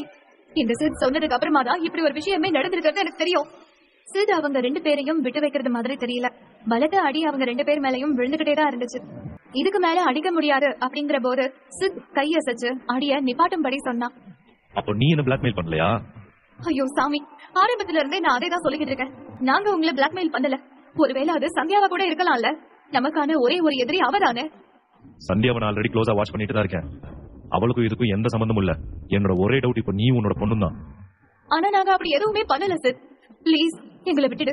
இதுக்கு மேல எங்களால அடி வாங்க முடியாது. அப்படியா? அப்ப நான் தான் தப்பா புரிஞ்சுக்கிட்டேனா? ஓகே, பரவாயில்ல. ஆனா இந்த அடி எதுக்காக தெரியுமா? அன்னைக்கு சொன்னியே என்ன பத்தின எல்லா விஷயமும் உனக்கு தெரியும், நீ நினைச்சா என்ன வேணாலும் பண்ணலான்னு. அதுக்காக தான் ஞாபகம் வச்சுக்கோ. இதுக்கு மேல என்கிட்ட நீ ஒரு வார்த்தை பேசுறதுக்கு முன்னாடி ஒரு தடவைக்கு பல தடவை யோசிச்சுதான் பேசணும். டேய், இதுகளை எங்க இருந்து கூட்டிட்டு வந்தீங்களோ அங்கேயே கொண்டு போய் விட்டுருங்க. வாணியையும் பிரியாவையும் அந்த கடத்தல்காரங்க கார்ல கூட்டிட்டு போய் அவங்களுடைய வீட்டுக்கு முன்னாடியே கொண்டு வந்து நிப்பாட்டிட்டாங்க. ஒரு வழியா அன்னைக்கு ராத்திரி அப்படியே முடிஞ்சு போச்சு. மறுநாள் காலையில மறுபடியும் வாணியோட வீட்டு காலிங் பெல் அடிக்கிற சத்தம் கேட்டுச்சு. அந்த சத்தத்தை கேட்டதுமே வாணியோட உடம்பெல்லாம் நடுங்க ஆரம்பிச்சது. நேத்து பட்ட அடி இன்னுமே அவளுக்கு மறக்கல. ஐயோயோ, அந்த தடி பசங்க திரும்பவும் வந்துட்டாங்களா? ஒருவேளை சித்துக்கு போதை தெளிஞ்சு நேத்து நம்மள அடிச்ச விஷயத்தையே மறந்துட்டானோ? மறுபடியும் நம்மள அடிக்கிறதுக்காக கூட்டிட்டு வர சொல்லிருக்கானா? இப்ப என்ன பண்றதுன்னு தெரியலையே. வாணியும் பிரியாவும் நடுக்கத்திலேயே கதவை திறக்கிறதுக்கு பயந்துட்டு இருந்தாங்க. அந்த நேரத்துல அந்த வீட்டுடைய காலிங் பெல்லானது தொடர்ந்து ஒலிக்கும் சத்தம் இடைவிடாம கேட்டுக்கிட்டே இருந்துச்சு. விட்டா கதவையே உடைச்சிட்டு வீட்டுக்குள்ள வந்துருவாங்க போல. அந்த அளவுக்கு வெளியில நிக்கிற நபருடைய கோபம் இருக்கும் அப்படிங்கறது அந்த காலிங் பெல் சத்தத்திலேயே இவங்களுக்கு புரிஞ்சது. பிரியா, கிச்சன்ல ஒரு உருட்டுக்கட்டை இருக்கு, சீக்கிரமா அதை போய் எடுத்துட்டு வா. அம்மா, அவன் தான் ஸ்ப்ரே பாட்டில் வச்சிருப்பானே. நான் அதுக்கும் ஒரு வழி பண்றேன். நான் முகத்தை மூடிக்கிட்டு டோரை ஓபன் பண்றேன். அவன் என்னோட முகத்துல முதல்ல ஸ்ப்ரே அடிக்க ட்ரை பண்ணுவான். அந்த கேப்ல நீ அவனோட தலையில ஒரே போடா போட்டுரு. எதையோ சொதப்பிடாத செல்லும். அம்மாவோட உயிரே உன் கையில தாமா இருக்கு அப்படின்னு சொல்லிட்டு வாணியும் பிரியாவும் மெதுவா கதவுக்கு பக்கத்துல போனாங்க. பிரியா அவளோட கையில ஒரு உருட்டு கட்டையையும் எடுத்துக்கிட்டான். வெளியில யாரு நிக்கிறா அப்படின்னு ஒரு தடவை கன்ஃபார்ம் பண்றதுக்காக கதவை லைட்டா ஓபன் பண்ணினா வாணி. பயத்தோட கதவை திறந்து வெளியில பார்த்தா வாணி. அந்த நேரத்துல வெளியில நின்னது ராஜா தான். அவனை பார்த்ததும் வாணியும் அவசரமா திரும்பி பார்த்தா. ஏய், வெளியில நிக்கிறது ராஜா, சீக்கிரமா அந்த உருட்டு கட்டையை தூக்கி போடு அப்படின்னு சொல்லிட்டு முகத்துல மூடி இருந்த சாரிய விலக்கிட்டு கதவை திறந்தா வாணி. என்ன ராஜா தம்பி, காலையிலேயே இங்க வந்திருக்கீங்க? என்ன முக்கியமான விஷயமா? ராஜா எதுவுமே பேசாம வீட்டுக்குள்ள வந்தான். அவன் எதுவுமே பேசாததை பார்த்து பிரியாவுக்கும் ஆச்சரியமா இருந்துச்சு. என்ன ராஜா, காலையிலேயே வந்திருக்கீங்க? என்ன பார்க்காம உங்களால இருக்க முடியலையா? அதனால தானே காலங்காத்தாலேயே என்ன தேடி இங்க வந்திருக்கீங்க? அதெல்லாம் இருக்கட்டும். உங்களோட உடம்பு என்னாச்சு? 2 பேரும் லைட்டா குண்டானது மாதிரி இருக்கு. அது நேத்துல இருந்து ஜிம்முக்கு போக ஆரம்பிச்சிருக்கோம், அதனாலதான். உடம்ப பார்த்தா ஜிம்முக்கு போன மாதிரி தெரியலையே, எங்கேயோ பலமா வாங்கி கட்டிருக்க மாதிரி தெரியுது. அதெல்லாம் ஒண்ணும் இல்ல, அம்மா படியில இருந்து வழுக்கி கீழே விழுந்துட்டாங்க. ஓ அப்படியா? ஆனா 2 பேரும் சேர்ந்து விழுந்த மாதிரி இருக்கு. அது அது வந்து பிரியா, நான் உன்கிட்ட ஒரு விஷயம் கேக்குறோம். என்ன ராஜா, சொல்லுங்க. மதன் யாரு? மதனா? எனக்கு தெரியாது. அது யாரு? ஓ, மதன் யாரையும் உனக்கு தெரியாதா? ராஜாக்கு ஏதோ ஒரு விஷயம் தெரிய வந்திருக்கு, அதனாலதான் மதனை பத்தி கேக்குறான் அப்படிங்கிற விஷயம் பிரியாவுக்கு புரிஞ்சு போச்சு. அதனால பிரியா தயங்கிக்கிட்டே பயத்தோட ராஜாவை பார்த்து பேசினா. மதன் என்னோட ஃப்ரெண்டு தான். ஃப்ரெண்டா, பாய் ஃப்ரெண்டா? வெறும் ஃப்ரெண்டு மட்டும் தான். முதல்ல யாருன்னே தெரியாதுன்னு சொன்ன. ஆமா, அவனை மீட் பண்ணி ரொம்ப வருஷம் ஆகுது, அதனால யாருன்னு தெரியாதுன்னு சொல்லிட்டேன். ஓ அப்படியா? அப்போ உன்னோட வயித்துல வளர்ற அந்த குழந்தைக்கும் அவனுக்கும் எந்த சம்பந்தமும் இல்லையா? ராஜா, என்ன சொல்றீங்க? நீங்க இதுக்கு மேல மறைக்கிறதுக்கு எதுவுமே இல்ல. எனக்கு எல்லா உண்மையும் தெரிஞ்சிருச்சு. என்ன உண்மை தெரிஞ்சிருச்சு? அப்படி எதுவுமே இல்ல, இது உங்களோட குழந்தைதான். அம்மாவும் பொண்ணுமா சேர்ந்து பிளான் பண்ணி என்னையே ஏமாத்திட்டீங்கல்ல. இதுக்கு மேல உன்னோட அழுக நடிப்பு எதுவுமே என்கிட்ட செல்லாது. இதுக்கு மேல என்னோட முகத்திலேயே நீ முடிக்க கூடாது. இப்படின்னு சொல்லிட்டு வேகமா ராஜா அந்த வீட்டை விட்டு வெளியே போக நினைச்சான். ஆனா ஓடி வந்த பிரியாவோ அவனோட கைய பிடிச்சு அழுதுகிட்டே நின்னா. ராஜா ப்ளீஸ், என்ன மன்னிச்சிருங்க. மதன் என்னோட பாய் ஃப்ரெண்ட் தான். அவரும் நானும் ரிலேஷன்ஷிப்ல தான் இருந்தோம். ஆனா அது பல வருஷத்துக்கு முன்னாடி. உங்களை நான் மீட் பண்ணதுக்கு அப்புறமா அவன் கூட எந்த ஒரு கான்டாக்டுமே இல்ல. இப்ப என்னோட வயதுல வளர்றதும் உங்களோட குழந்தைதான். ஆனா பிரியாவோட எந்த ஒரு அழுகையுமே ராஜாவோட கோபத்தை கட்டுப்படுத்தல. ஏன்னா அந்த குழந்தை தன்னுடையது இல்லைன்னு ராஜாவுக்கே முதல்ல இருந்தே தெரியும். அவன் கோபமா அந்த வீட்டை விட்டு வெளியே போனான். அதே நேரத்துல அந்த வீட்டை விட்டு வெளியே வந்த ராஜாவோ தனக்கும் பிரியாவோட வயதுல வளர்ற குழந்தைக்கும் எந்த சம்பந்தமும் இல்ல அப்படிங்கறதுல தெளிவு கிடைச்சதுக்கு அப்புறமா தான் அவனுக்கு ஒரு மாதிரி நிம்மதியாவே இருந்துச்சு. இனிமே தனக்கும் மயூராவுக்கும் இடையில வேற யாருமே வரமாட்டாங்க அப்படிங்கிற ஒரு சந்தோஷத்தோடயே சந்தியாவோட வீட்டுக்கு போனா ராஜா. ராஜாவை அவளோட வீட்டுல பார்த்ததுமே மயூரா வழக்கம் போல துள்ளி குதிச்சு பக்கத்துல வந்தா. அப்பா, நேத்திக்கு என்னை விட்டுட்டு எங்கேயும் போக மாட்டேன்னு சொன்னீங்க. நான் உங்களை ரொம்பவே மிஸ் பண்ண. நீங்க என்னை விட்டுட்டு எங்கேயும் போக கூடாது. ஓகேடா செல்லம், சாரி, என்ன மன்னிச்சுக்கோ. நம்ம இப்போ பக்கத்திலேயே ஒரு பார்க்குக்கு போயிட்டு வரலாமா? அப்பாவும் பொண்ணும் இப்படி கொஞ்சிறத பார்த்து வழக்கம் போல சந்தியாக்கு எரிச்சலாதான் இருந்துச்சு. ஆனா ராஜா மயூரா கிட்ட நெருங்குறத என்ன பண்ணியும் சந்தியாவால தடுக்க முடியல. என்ன, உன்னோட விருப்பத்துக்கு வர அவளை அங்க கூட்டிட்டு போறேன் இங்க கூட்டிட்டு போறேன்னு சொல்ற. இங்க பாரு, வந்தியா அவ கூட கொஞ்ச நேரம் டைம் ஸ்பெண்ட் பண்ணியா போனியான்னு இருந்துக்கும். அதை விட்டுட்டு இங்கேயே டேரா போட முடிவு பண்ணிட்டியா? என்ன சந்தியா எப்படி கேக்குற? என்னோட குழந்தைய நான் தானே வெளியில கூட்டிட்டு போகணும். உன்னோட குழந்தைன்னு திரும்ப திரும்ப சொல்லாரு. அவ எனக்கு மட்டும்தான் குழந்தை. இத கேட்ட மயூராவோட கண்கள் லேசா கலங்கவே தொடங்கிடுச்சு. அதை பார்த்து சந்தியாவும் திடீர்னு கோவத்துல இருந்து நார்மல் ஆனா. இப்படி பாவமான மூஞ்சிய காட்டி காட்டியே என்ன எதுவும் பண்ண விடாம பண்ணிடு. ஓகே, 2 பேரும் போயிட்டு வாங்க. ஆனா பக்கத்துல இருக்க பார்க்குக்கு தான் போகணும். சந்தியாவோட பெர்மிஷன் கிடைச்சதுமே ராஜாவும் மயூராவும் சந்தோஷத்துல துள்ளி குதிச்சுக்கிட்டு அங்கிருந்து 2 பேரும் புறப்பட்டாங்க. பக்கத்திலேயே இருந்த பார்க்குக்கு போய் ஊஞ்சல்ல ஏறி விளையாடி சறுக்கு விளையாட்டுல ஆடிட்டு வீட்டுக்கு வரும்போது உடம்பு மொத்தமும் சேரும் சகதியுமா தான் இருந்துச்சு. போகும்போது அழகா போனவங்க வரும்போது இப்படி அலங்கோலமா வர்றத பார்த்த சந்தியாக்கு கோபம் வந்தாலும் மயூரா முன்னாடி தான் கோபப்படக்கூடாது அப்படின்னு எதுவுமே சொல்லல. சின்ன குழந்தைகள் ஸ்கூல் டீச்சர் முன்னாடி கை கட்டி நிக்கிற மாதிரி சந்தியா முன்னாடி 2 பேரும் கைய கட்டிக்கிட்டு எதுவும் பேசாம நின்னுட்டு இருந்தாங்க. மயூரா ராஜாவை பார்க்க, ராஜா மயூராவை பார்க்கன்னு 2 பேரும் அமைதியா இருக்கிறத பார்த்த சந்தியா லேசா சிரிச்சா. 2 ஊம கொடிகளும் பண்ற வேலை எல்லாம் பண்ணிட்டு எதுவுமே தெரியாத மாதிரி அமைதியா இருக்கீங்களா? இப்படியே வீட்டுக்குள்ள வந்தா என்னோட வீடுதான் அழுக்காகும். அதுக்கப்புறம் மொத்த வீட்டையும் கழுவணும். 2 பேரும் ஒழுங்கு மரியாதையா வெளியிலேயே குளிச்சுட்டுதான் வீட்டுக்குள்ள வரணும் அப்படின்னு சொல்லிட்டு சந்தியா அங்க இருந்து உள்ள போனா. அதே நேரத்துல வெளியில செடிக்கு தண்ணி ஊத்தக்கூடிய பைப்பை எடுத்து மயூரா அவளுடைய கை கால்கள் எல்லாம் கழுவிட்டு இருந்தா. ராஜாவும் அவ பக்கத்துல போய் அவனோட முகத்திலையும் கை கால்கள்ல ஒட்டி இருந்த சேர கழுவிட்டு இருந்தான். திடீர்னு மயூரா ராஜாவை பார்த்து பைப்பை திருப்பி அவனோட உடம்பையே மொத்தமா நினைச்சிட்டா. ராஜாவும் அதே மாதிரி பண்ண 2 பேரும் தண்ணியிலேயே கொஞ்ச நேரம் விளையாடிட்டு இருந்தாங்க. கோவத்தோட வீட்டுக்குள்ள போன சந்தியாவோ வெளியில வரும்போது கையில டீ கப்போட வந்தா. அவங்க 2 பேருக்காகவும் டீ எடுத்துட்டு வந்திருந்தா சந்தியா. ராஜாவும் மயூராவும் விளையாடுறத பார்த்த சந்தியாக்கு ரொம்பவே சந்தோஷமா இருந்துச்சு. ஒருவேளை மயூராக்கு ஒரு நல்ல அப்பா கிடைச்சிருந்தா இப்படிதான் அவர் கூட விளையாடிட்டு இருந்திருப்பாளோ. ராஜா நம்மளுடைய குழந்தைய ரொம்ப நல்லா பாத்துக்கிறான்.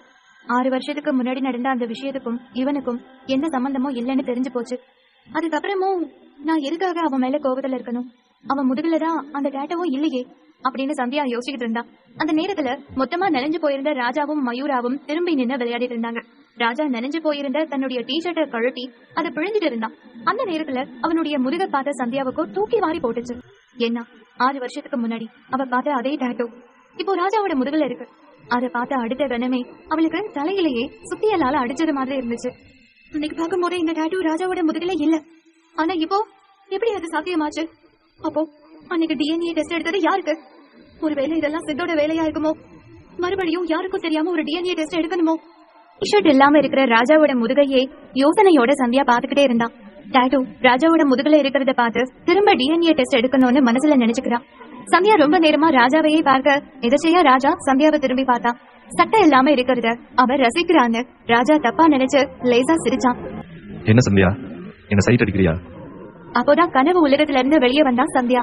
அவன் கேள்வியில மூஞ்சிய சுருக்கின சந்தியா அவனை பயங்கரமா முறைச்சா. கண்டட உளராம இரு, 2 பேரும் தண்ணியில விளையாடுறத நிறுத்திட்டு வாங்க. மயூரா, ஒழுங்கா உள்ள போய் ட்ரெஸ் மாத்து. ராஜா மேல இருக்க கோபத்தை அப்படியே மயூரா பக்கம் திருப்பி அவளை ரூமுக்கு கூட்டிட்டு போனான். ராஜா லேசா சிரிச்சுட்டு அவன் சோஃபால இருக்கிற துண்டை மேல போத்திக்கிட்டு உட்கார்ந்தான். சந்தியா மயூராவுக்கு ட்ரெஸ் மாத்தி முடிச்சதுமே மயூரா வேகமா ராஜா கிட்ட ஓடி வந்து அவன் பக்கத்துல உட்கார்ந்துருக்கா. அப்பா, இன்னைக்கு ரொம்ப ஜாலியா இருந்துச்சு. ஒவ்வொரு சண்டேவும் நம்ம இதே மாதிரி விளையாட போலாமா? அதுக்கு என்ன, என்னோட மயூ செல்லம் சொன்னா உடனே செஞ்சிடலாம். நீ எப்ப வேணும்னாலும் கேளு குட்டிமா, நம்ம விளையாட போகலாம். ஆனா அம்மா ஃப்ரீயா இருக்கிறப்ப தானே கூட வருவாங்க. முகத்தை பாவமா வச்சுக்கிட்டு மயூரா சொல்ல ராஜாக்கு சிரிப்பு வந்துச்சு. அம்மா வேலை பத்தி உனக்கு தெரியும் தானே? உன் அம்மா சூப்பர் விமன், அதனால கொஞ்சம் தான் உங்களுக்கு ஃப்ரீ டைம் கிடைக்கும். அது வரை நம்ம 2 பேரும் விளையாடலாம், ஓகே? இதை எல்லாமே ரூம்ல இருந்து சந்தியா கேட்டுட்டு இருந்தா. அவ மனசுல சொல்ல முடியாத பல உணர்வுகள் இருந்துச்சு. இவனை புரிஞ்சுக்கவே முடியலையே, ரொம்ப குழப்பமா இருக்கு. அன்னைக்கு இல்லாத டாட்டோ இன்னைக்கு எப்படி வந்துச்சு? பேசாம இத பத்தி அவன்கிட்ட கேட்போமா? வேண்டாம். அப்புறம் அதுக்கும் என் முதுக பாத்தியா மூஞ்சிய பாத்தியான்னு லூசு மாதிரி சிரிச்சுக்கிட்டே கேட்பான். அன்னைக்கு என் வாழ்க்கைய நாசம் பண்ணினவ முதுகுலையும் டாட்டோ இருந்துச்சு. இவன் பேரும் ராஜா, அவன் குரலும் இதே மாதிரிதான் இருக்கு. இவன் தான் இத பண்ணான்னு நினைச்சோம். ஆனா மயூரா அப்பா இவன் இல்லன்னு டிஎன்ஏ டெஸ்ட் ரிப்போர்ட் சொல்லுது. அன்னைக்கு ரிப்போர்ட் எடுக்கிற நேரத்துல அந்த சித் கூடவே தான் இருந்தான். ஒருவேளை அவன் ஏதாவது பண்ணிருப்பானா? இல்ல என்னோட சித்தி வாணியும் பிரியாவும் ஏதாவது பண்ணிருப்பாங்களா? எதுக்கும் டிஎன்ஏ டெஸ்ட் எடுக்கிறது தான் சரி. இதை யாரு மூலமா பண்றது? இப்படி மனசுக்குள்ளேயே நினைச்ச சந்தியா தீவிரமா யோசிச்சா. இந்த டெஸ்ட் ராஜாக்கே தெரியாம எடுக்கணும்னு முடிவு பண்ணா. முதல்ல இதுக்கு எந்த டாக்டர் ஹெல்ப் கேட்கறதுன்னு யோசிச்சா. அவளுக்கு உடனே ஞாபகத்துக்கு வந்தது டாக்டர் அஸ்வின் தான். மெதுவா ரூம் வாசலுக்கு வந்து ராஜாவையும் மயூராவையும் பார்த்தா. 2 பேருமே மும்பரமா பேசி விளையாடிட்டு இருந்தாங்க. சத்தமே இல்லாம கதவை சாத்திட்டு தாழ்பால் போட்டா. உடனே அவளோட போன் எடுத்து அஸ்வினுக்கு கால் பண்ணா. சொல்லுங்க சந்தியா, திடீர்னு கால் பண்ணிருக்கீங்க. மயூராக்கு ஏதாவது உடம்பு சரியில்லையா? திரும்பவும் பயப்படுறாளா? இல்ல Ashwin, she is completely all right now. நான் வேற ஒரு விஷயத்துக்காக கால் பண்ணேன். அவ குரல்லையே தயக்கம் இருக்கிறது அஸ்வினுக்கு தெளிவா புரிஞ்சது. என்ன விஷயம் சொல்லுங்க சந்தியா. அது வந்து அஸ்வின், ஒரு முக்கியமான விஷயம். நீங்க இப்ப ஃப்ரீ தானே? சொல்லுங்க சந்தியா, என்ன விஷயம்? அது எனக்காக ஒரு உதவி பண்ண முடியுமா? டிஎன்ஏ டெஸ்ட் எடுக்கணும். இத கேட்டதுமே அஸ்வின் லேசா அதிர்ச்சி ஆனா. அவனுக்கு பல கேள்விகள் வந்துச்சு. ஆனாலும் முதல்ல சந்தியா என்ன சொல்ல வரான்னு கேட்க நினைச்சான். நான் 2 பேரோட சாம்பிள் உங்களுக்கு தரேன். உங்களால டிஎன்ஏ டெஸ்ட் பண்ணி தர முடியுமா? இந்த விஷயம் வேற யாருக்கும் தெரியக்கூடாது. ஓகே சந்தியா, நான் எங்க ஹாஸ்பிட்டல் லேப்லயே டெஸ்ட் பண்ணி தரேன். தேங்க்ஸ் அஸ்வின். அப்புறம் இந்த விஷயம் யாருக்குமே தெரியக்கூடாது. இது ரொம்ப ரகசியமா வச்சுக்கோங்க. அதுல கொஞ்சம் யோசிச்சா அஸ்வின், எதுக்காக சந்தியா திடீர்னு இப்படி சொல்றான்னு அவனுக்கு புரியல. ஆனா இது யாருக்கு டிஎன்ஏ டெஸ்ட்னு தெரிஞ்சுக்க தோணுச்சு. ஓகே சந்தியா, யார்கிட்டயும் சொல்ல மாட்டேன். ஆனா யாருக்கு டிஎன்ஏ டெஸ்ட்னு சொல்றீங்களா? அதுல தயங்குனா சந்தியா. மயூராவுக்கும் ராஜாவுக்கும்னு சொன்னா அஸ்வின் என்ன நினைப்பான்னு அவளுக்கு தெரியல. அதே மாதிரி அஸ்வின் மூலமா கிரிக்கு தெரிய வாய்ப்பு இருக்குன்னு தயங்கினா. இது கொஞ்சம் கான்பிடென்ஷியலான விஷயம், வெளியே சொல்லக்கூடாது. சோ ப்ளீஸ் இந்த ஹெல்ப் பண்றீங்களா? தயக்கமாவே உண்மையை மறைச்சா. அஸ்வினும் அதை புரிஞ்சுக்கிட்டு சரின்னு சொன்னான். தேங்க்ஸ் அஸ்வின். அப்புறம் ஹேர் சாம்பிள் மட்டும் இருந்தா போதும் தானே? போதும். ரொம்ப அக்யூரேட்டா வேணும்னா பிளட் தேவைப்படும். ஆனாலும் ஹேரை வச்சு நம்ம டெஸ்ட் பண்ணி பார்க்கலாம். ஓகே அஸ்வின். அப்போ நாளைக்கு காலையில நீங்க ஸ்டேஷன் வரீங்களா? நான் உங்களுக்கு அங்க தரேன். ஓகே சந்தியா, நான் அங்கேயே வந்து வாங்கிக்கிறேன். மயூராவை கேட்டதா சொல்லுங்க. உடனே அஸ்வின் போனை கட் பண்ணிட்டான். சந்தியாவுக்கு இப்பதான் கொஞ்சம் நிம்மதியா இருந்துச்சு. இந்த முறை யாருக்குமே தெரியாம திரும்பவும் டிஎன்ஏ டெஸ்ட் எடுத்து உண்மையை கண்டுபிடிக்க நினைச்சான். ஆனா அன்னைக்கு ஹாஸ்பிட்டல்ல இருந்த ராஜா முதுகுல டாட்டோ எப்படி இல்லாம போச்சு, இப்ப எப்படி வந்துச்சுன்னு தீவிரமா யோசிச்சா. இவன் முதுகுல இருக்கிற டாட்டோவை பார்த்தா புதுசு மாதிரியும் இல்ல. புதுசா இருந்தா கொஞ்சம் வீக்கம் இருக்கணும், கலரும் பிரைட்டா இருக்கணும். அப்படி எதுவுமே இல்ல. இவனை சுத்தி மர்மமா நடக்குதா, இல்ல நம்மள சுத்தி மர்மமா நடக்குதா? தீவிரமா சந்தியா யோசிச்சுக்கிட்டே இருக்க அவ காதுல மயூரா சிரிக்கிற சத்தம் கேட்டுச்சு. ராஜா கிச்சு கிச்சு மூட்ட மயூரா சிரிச்சிட்டு இருந்தா. அதை பாக்குறப்போ சந்தியா மனசுக்கு ஏதோ பண்ற மாதிரி ஒரு ஃபீல். மயூராவை பார்க்க அவளுக்கே கஷ்டமா இருந்துச்சு. ராஜா அவ அப்பாவா இல்லாமலேயே மயூரா அவன் கூட இவ்வளவு ஒட்டி இருக்கிறது சின்ன குழந்தைக்கு மிட்டாய் காமிச்சு ஏமாத்துற மாதிரி ஃபீல் ஆச்சு. ஆனா அதே மாதிரி ராஜா மட்டும் உண்மையான மயூராவோட அப்பாவா இருந்தா அவனை சந்தியா மன்னிக்கவே மாட்டான். அத பத்தி நினைச்சாலே சந்தியாக்கு கோபம் அதிகமா வந்துச்சு. கோபத்துல கண்ணு சிவக்க ரூம் உள்ள இருந்து ராஜாவை முறைச்சு பார்த்துட்டே இருந்தா. ராஜா, நீ மட்டும் உண்மையான அப்பாவா இருந்தா உனக்கு எதிரி நான் தாண்டா. உன்னை நான் சும்மாவே விட மாட்டேன். என் வாழ்க்கையவே நாசம் பண்ண உன் வாழ்க்கைய நான் அழிக்காம விட மாட்டேன். அப்புறம் உன்னை என்கிட்ட இருந்து யாராலையும் காப்பாற்றவே முடியாது. ரிப்போர்ட் வரட்டும், உன்னோட கவுண்ட் டவுன் அப்பதான் ஸ்டார்ட் ஆகும். மனசுக்குள்ள அவ்வளவு வெறுப்பு ராஜா மேல இருந்துச்சு. 6 வருஷத்துக்கு முன்னாடி அவ அனுபவிச்ச வேதனை அவ கண்ணு முன்னாடி இப்பவும் வந்து போச்சு. கோபத்துல கைய இருக்க மூடிக்கிட்டா சந்தியா. மயூரா ராஜா கூட ஒட்டி இருக்கிறது அவளுக்கு பிடிக்கலன்னாலும் அவளுக்காக அதை பொறுத்து போனா. மயூரா முடி அவளுக்கு சுலபமா கிடைக்கும், ஆனா எப்படி ராஜா முடிய எடுக்கிறதுன்னு தீவிரமா யோசிச்சுக்கிட்டே ஹால் பக்கம் வந்தா. அவ வந்த உடனே ராஜா கிளம்பினா. சரி மயூரா, நம்ம நாளைக்கு மீட் பண்ணலாம். அப்ப நாளைக்கு வரேன். அதுல அதிர்ச்சியா நின்னா சந்தியா. ராஜா கிளம்பிட்டா, அவ எப்படி அவனோட முடிய எடுப்பா? ராஜா அங்கிருந்து கிளம்புறேன்னு எழுந்ததுமே சந்தியா அதிர்ச்சி ஆனா.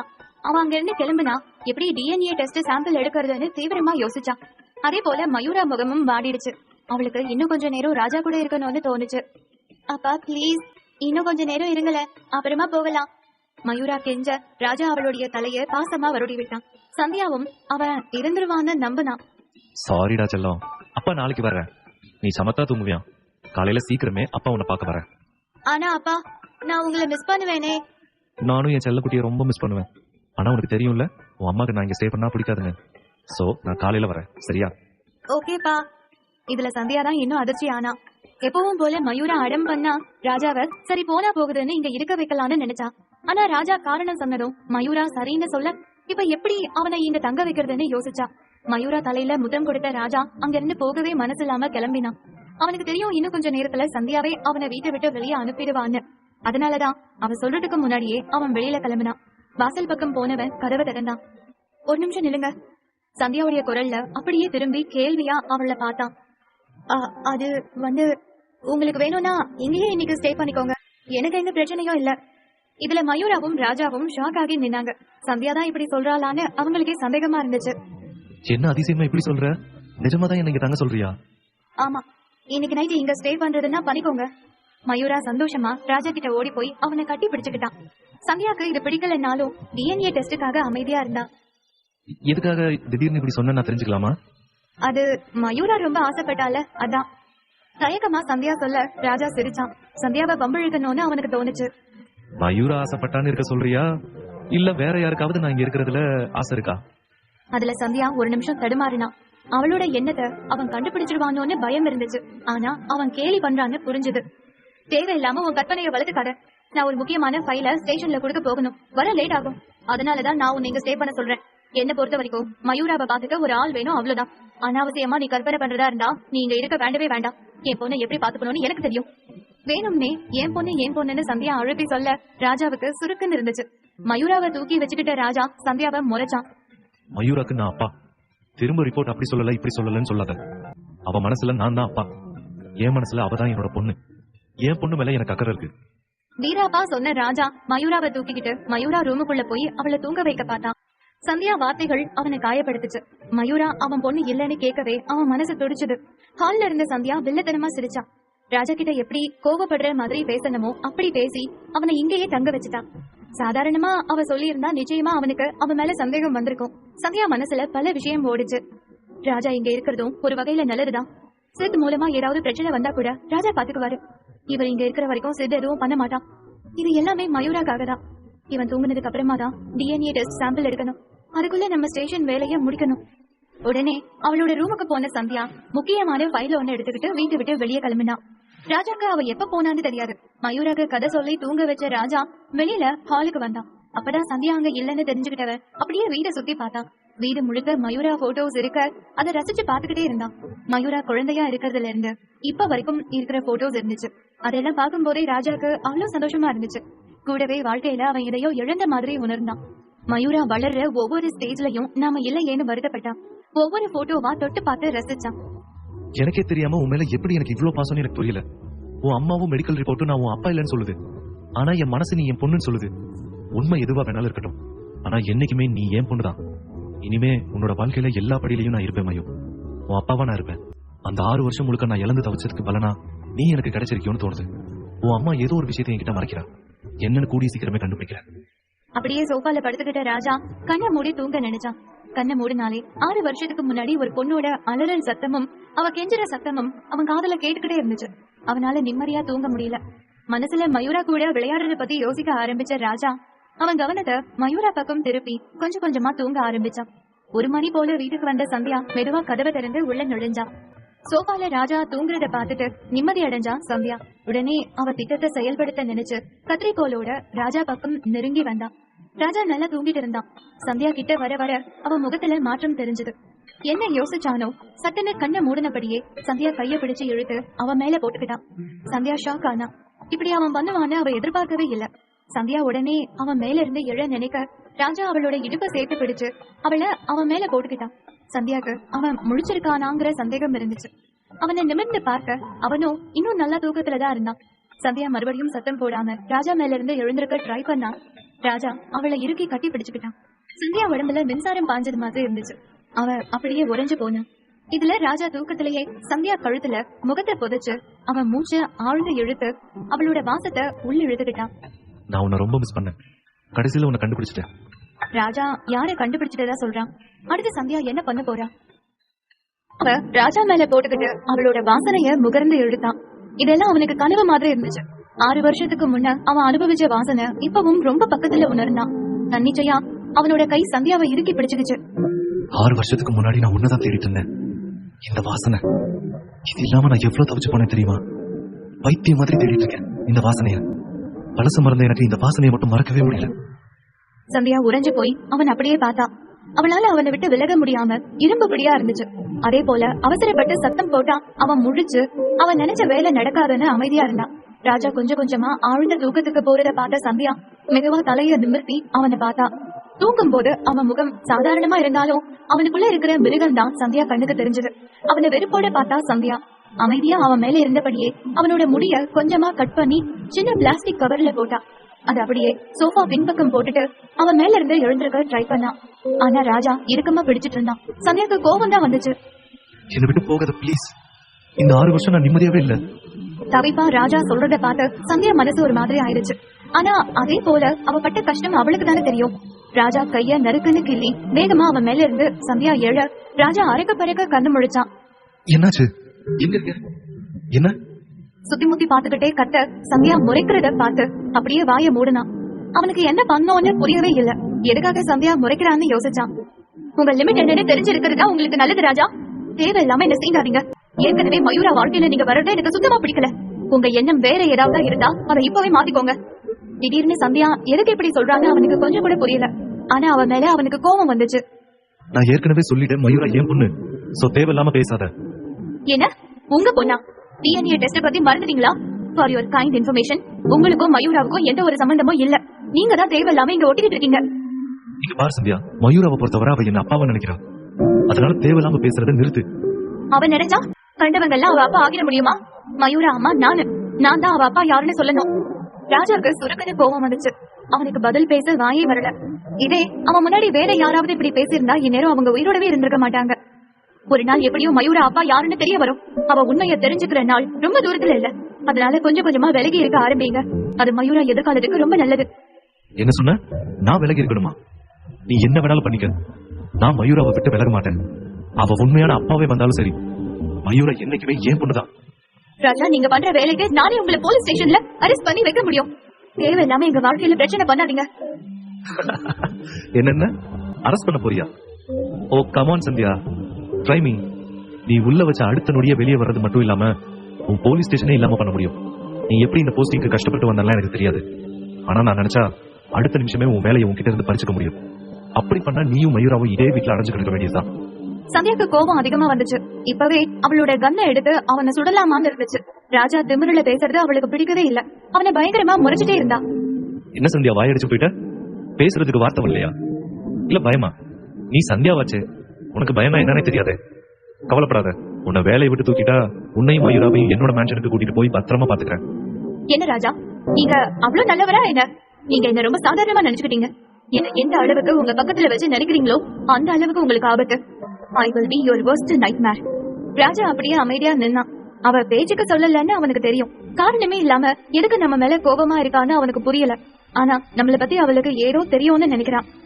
சந்தியா, எதுக்கு என் மேல இவ்ளோ வெறுப்பா இருக்க? ஏன்னா எனக்கு உங்களை சுத்தமா பிடிக்காது. அதான் ஏன்? சந்தியாக்கு என்ன பதில் சொல்றதுன்னு தெரியல. ஆனா அவன் மேல வெறுப்பு மட்டும்தான் இருந்துச்சு. அவனை கடைசியா முறைச்சிட்டு அவளோட ரூமுக்கு போக பார்க்க ராஜா அவளோட கைய பிடிச்சு தடுத்தான். இல்ல சந்தியா, நம்ம பேசியே ஆகணும். எதுக்காக இப்படி பண்ற? நான் கேட்ட கேள்விக்கு பதில் சொல்லவே மாட்டேங்கிற. அப்ப 6 வருஷத்துக்கு முன்னாடி பெங்களூர்ல என் கூட 2 நைட் இருந்தது நீதானே? அவன் கேட்ட கேள்வியில அப்படியே சந்தியா உறைஞ்சு போயிட்டான். பழசு ஞாபகத்துக்கு வர அப்படியே கண்ணை இருக்க மூடிக்கிட்டான். வேகமா கோபத்துல அவனோட கைய உதறி தள்ளுனான். தேவையில்லாம பேசாதீங்க ராஜா. என்னை பத்தி தெரிஞ்சுக்க உங்களுக்கு எந்த உரிமையும் இல்ல. உங்களை மயூராக்காக பாவம் பார்த்து இங்க தங்க சொன்னது தப்பா போச்சு. ஒழுங்கா வெளியில போங்க. ஏன்? என்னால ஒரு விஷயத்தை உறுதியா சொல்ல முடியும். அன்னைக்கு இருந்த பொண்ணு நீதான். உன் மேல இருந்து வர்ற வாசனை எனக்கு நல்லா ஞாபகம் இருக்கு. அந்த வாசனை தான் என்ன 6 வருஷமா தூங்க விடாம பண்ணுது. அந்த அலறல் சத்தம் இன்னும் என் காதுல கேட்டுட்டே இருக்கு. என்னோட வாழ்க்கையில மிஸ்ஸிங் பசில் நீதானே சந்தியா? எதுக்காக உண்மையை மறைக்கிற? இத்தனை நாள் நான் உன்னை பத்தி விசாரிக்காம இருப்பேன்னு நினைச்சியா? 6 வருஷத்துக்கு முன்னாடி நீ எங்க இருந்த, என்ன பண்ணன்னு கண்டுபிடிக்க ட்ரை பண்ண. ஆனா அதுக்கான எந்த துரும்பும் கிடைக்கல. அதுதான் எனக்கு சந்தேகமா இருக்கு. அப்போ 6 வருஷத்துக்கு முன்ன உனக்கு ஏதோ ஒண்ணு பெருசா நடந்திருக்கு. அதை மறைக்கதான் உனக்கு உன்னை பத்தி மறைக்க யாரோ ஹெல்ப் பண்றாங்க. சொல்லு சந்தியா, உண்மையை சொல்லு. சந்தியாக்கு அதிர்ச்சியா இருந்துச்சு. ராஜா கொஞ்சம் கொஞ்சமா அவளை பத்தி தெரிஞ்சுக்க ட்ரை பண்றான். உண்மைய கண்டுபிடிச்சா என்ன பண்ணுவான்னு யோசிச்சு அதிர்ச்சியில நின்னா. கிட்டத்தட்ட ராஜா அவளை பத்தி எல்லா உண்மையையும் சொல்லிட்டான். ஆனா சந்தியா மறுக்கிறதுதான் அவன் மூளைக்கு பெரிய சிக்கலா இருக்கு. சந்தியா உண்மைய சொல்லிடுவாளா, இல்ல எப்படி அவன் கேள்வியில இருந்து தப்பிப்பா? தேவையில்லாம என் வாழ்க்கையை பத்தி தெரிஞ்சுக்க நினைக்காதீங்க ராஜா. அது உங்களுக்கு நல்லதே இல்ல. ஒழுங்கு மரியாதையா நீங்க இப்பவே இந்த வீட்டை விட்டு வெளியில போங்க. உங்களை நான் இங்க தங்க வச்சிருக்கவே கூடாது. மயூராவை எப்படி சமாளிக்கணும்னு அவ அம்மா எனக்கு தெரியும். தயவு செஞ்சு வெளியில போங்க, இல்லன்னா இனிமே நீங்க இங்க வரவே விட மாட்டேன். கோபத்துல சந்தியா இப்படி சொல்ல ராஜாக்கு சோர்ந்து போச்சு. எப்போ இத பத்தி பேச்சு எடுத்தாலும் நம்மள வெளியில அனுப்புறதுலயே குறியா இருக்காளேன்னு வருத்தப்பட்டான். வேற வழியே இல்லாம அங்கிருந்து வெளியில போனா ராஜா. அவன் போனதுமே நிம்மதி பெருமூச்சு விட்டா சந்தியா. அவனை சமாளிச்சு வெளியில அனுப்புறதுதான் அவளுக்கு கஷ்டமான வேலையா இருந்துச்சு. அவன் போனதுமே அவனோட முடி இருக்கிற கவரை எடுத்து பாக்கெட்டுக்குள்ள போட்டுக்கிட்ட சந்தியா நேரா மயூரா ரூமுக்கு போனா. அவன் நெத்தியில கிஸ் பண்ணிட்டு கொஞ்சமா மயூராவோட முடிய கட் பண்ணி வேற ஒரு கவர்ல போட்டுக்கிட்டான். வெளியே போன ராஜா அவனோட கார்ல நேரா அவன் தங்கி இருக்கிற இடத்துக்கு போனான். அங்க ஏற்கனவே சித் பயங்கர டென்ஷன்ல இருந்தான். அவனை மிரட்டின ஆளு யாருன்னு இன்னும் அவனுக்கு தெரியல. வாணிதான்னு நினைச்சு அவங்களையும் விசாரிச்சாலும் அவங்க இல்ல. இப்ப யாரா இருக்கோன்னு பைத்தியம் முடிச்சவன் மாதிரி தேடிட்டு இருந்தான். அவனுக்கு ஒரு க்ளூ கூட கிடைக்கல. விடிய காலையிலேயே தோட்டத்துல சிகரெட்டும் கையுமா சித் அங்கும் இங்கும் நடந்துட்டு இருந்தான். ராஜா அப்பதான் அங்க வந்தான். அவன் சோகமா காரை விட்டு இறங்குறத பார்த்த சித் அவன் கிட்ட போனான். ராஜா, என்னாச்சு? ஏன் நல்லா இருக்க? இந்த நேரத்துல எங்க போயிட்டு வர?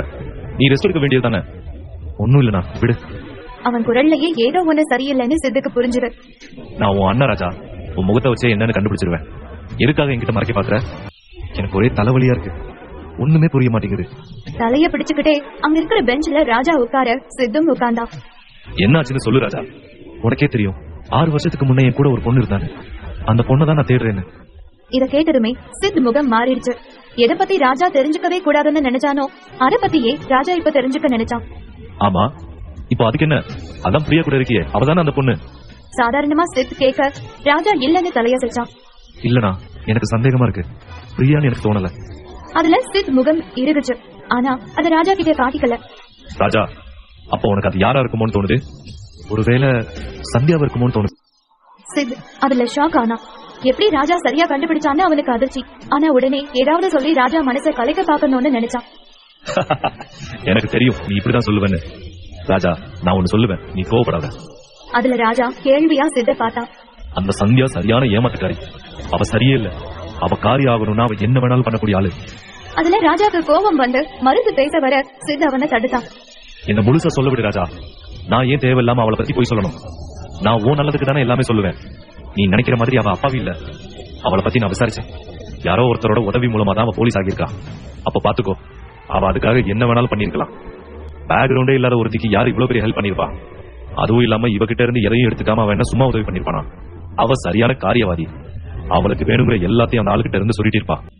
இப்ப நீ பெரிய பணக்காரன்னு தெரிஞ்சதும் அடுத்த அவ உன்ன குறி வச்சிருக்கா. ராஜா மூளைய செலவு செஞ்சான் சித். அவன் ராஜா கவனிக்கிறானா இல்லையான்னு பாத்துக்கிட்டே ஒவ்வொன்னா சொன்னான். ராஜா அமைதியா தரைய பாத்துக்கிட்டே இருந்தான். அவன் தோள்ல கை வச்சான் சித். இங்க பாரு ராஜா, உனக்கு ஏதோ ஒரு விதத்துல அவ மேலையும் அவ பொண்ணு மேலையும் ஒரு அட்ராக்ஷன் இருக்குன்னு புரியுது. ஆனா அது உனக்கு நல்லதில்ல. நான் உன் மேல உள்ள அக்கறையில தான் சொல்றேன், ஏமாந்துராத. ராஜா பதில் சொல்லாம தலையை பிடிச்சுக்கிட்டு உட்கார்ந்திருந்தான். அவனுக்கு தலையே வெடிக்கிற மாதிரி இருந்துச்சு. ஆனா சித், சந்தியா அப்படி இல்ல. நானே அவகிட்ட நெருங்க நினைச்சாலும் என்ன அவ வெளியே துரத்துறதுலயே இருக்கா. மயூரா கிட்ட கூட என்ன அவ நெருங்க விட மாட்டேங்கிறா. ராஜாக்கு தெரியாம சித் லேசா சிரிச்சான். ராஜா, உனக்கு பொண்ணுங்களை பத்தி தெரியாது. இது அவங்க டெக்னிக்ல ஒண்ணு. இப்படிதான் பிடி கொடுக்காத மாதிரி நடிச்சு வளைச்சு போட பார்ப்பாங்க. இப்படிதான் பிடி கொடுக்காத மாதிரி நடிச்சு வளைச்சு போட பார்ப்பாங்க. நான் அன்னைக்கு சொன்னதுதான், அவகிட்ட இருந்து நீ விலகியேரு. அதுதான் உனக்கு நல்லது.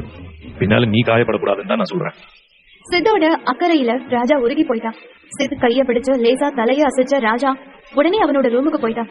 அவன் போனதுமே சித் மர்மமா சிரிச்சான். ஓ ராஜா, ஓ. என்னைக்குமே நீ ஆசைப்பட்டு நெருங்கிறது உனக்கு கிடைக்கவே கிடைக்காது. கிடைக்கவோ விட மாட்டேன். நீ எந்த அளவுக்கு சந்தியாவை நெருங்கி போக நினைக்கிறியோ அந்த அளவுக்கு அவளும் அவன் பொண்ணும் கஷ்டப்படுவாங்க. அவங்களுக்கு கிடைச்ச சாபம் நீ. வில்லத்தனமா சிரிச்சுக்கிட்டே சொன்ன சித் ராஜா போனதுக்கு அப்புறமா அவனோட ஆளுங்களுக்கு கால் பண்ணான். நான் விசாரிக்க சொன்ன ஆளை பத்தி விசாரிச்சியா? எனக்கே ஒருத்தன் மிரட்டல் விட்டுருக்கான். நீ இன்னும் அந்த ஆளை கண்டுபிடிக்காம இருக்கியா? காசு மட்டும் நேரத்துக்கு வாங்குறீல்ல, சொன்ன வேலையை செய்ய மாட்டேன். இன்னும் ஒரு வாரத்துக்குள்ள நீ எனக்கு அந்த ஆளை கண்டுபிடிச்சு கொடுக்கணும். இல்ல போன்ல இன்னொரு பக்கம் இருந்தவனுக்கு பயத்துல தொண்டை வறண்டு போச்சு. கண்டுபிடிக்கலன்னா சித் என்ன பண்ணுவான்னு அவனுக்கு நல்லாவே தெரியும். அப்புறம் அந்த சந்தியா பத்தியும் சரி, அவளுக்கு பின்னாடி யாரு இருக்கான்னு எனக்கு தெரிஞ்சே ஆகணும். என் தம்பி ராஜா மேலேயும் ஒரு கண்ணு இருக்கட்டும். அவன் எதையாவது நோண்டி கிளற ஆரம்பிக்கிறான்னு மட்டும் தெரியட்டும். அப்புறம் இருக்கு. அதுக்கப்புறம் போனை கட் பண்ணிட்டு சித் அவனோட ரூமுக்கு போனான். ரூம்ல இருந்த ராஜாக்கு தூக்கமே வரல. அவன் மனசுல பல கேள்விகள் ஓடிக்கிட்டே இருந்துச்சு. சந்தியா எதை மறைக்கிறான்? 6 வருஷத்துக்கு முன்னாடி அவ எங்க இருந்தா? மயூராவோட அப்பா யாரா இருக்கும்? அவன் கூட இருந்த பொண்ணு உண்மையிலேயே சந்தியா தானா? பிரியா எதுக்கு அவதான் சந்தியான்னு சொல்லணும்? ஒருவேளை உண்மையிலேயே சந்தியா என் கூட இருந்துட்டு பிரியா பொய் சொல்லி இருக்காளா? பிரியா, சந்தியா உன் தங்கச்சி நீ என்கிட்ட இருந்து மறைச்சிட்ட. உன்கிட்ட இருந்தே நான் என் வேலையை ஆரம்பிக்கிறேன். மனசுல உறுதியா நினைச்சுக்கிட்டு தூங்குனா ராஜா. சித்த மிரட்டுற ஆளு யாரா இருக்கும்? ராஜா சந்தியாவை நெருங்க விடாம பண்ணுவானா? ராஜாக்கு சித்து பத்தி தெரிய வருமா? அடுத்த நாள் காலையில சந்தியா வேலைக்கு கிளம்பி போனதும் உடனே அஸ்வினுக்கு கால் பண்ணா. ஹலோ அஸ்வின், நான் சாம்பிள் ரெடி பண்ணிட்டேன். நீங்க இப்ப ஸ்டேஷனுக்கு பக்கத்துல இருக்கிற கஃபேக்கு வந்து வாங்கிக்கிறீங்களா? ஓகே சந்தியா, நான் இன்னும் 1/2 மணி நேரத்துல அங்க இருப்பேன். சரி அஸ்வின், நீங்க இத பத்தி கிரிகிட்ட கூட சொல்ல வேண்டாம். அதுல அஸ்வின் ஒரு நிமிஷம் யோசிச்சாரு.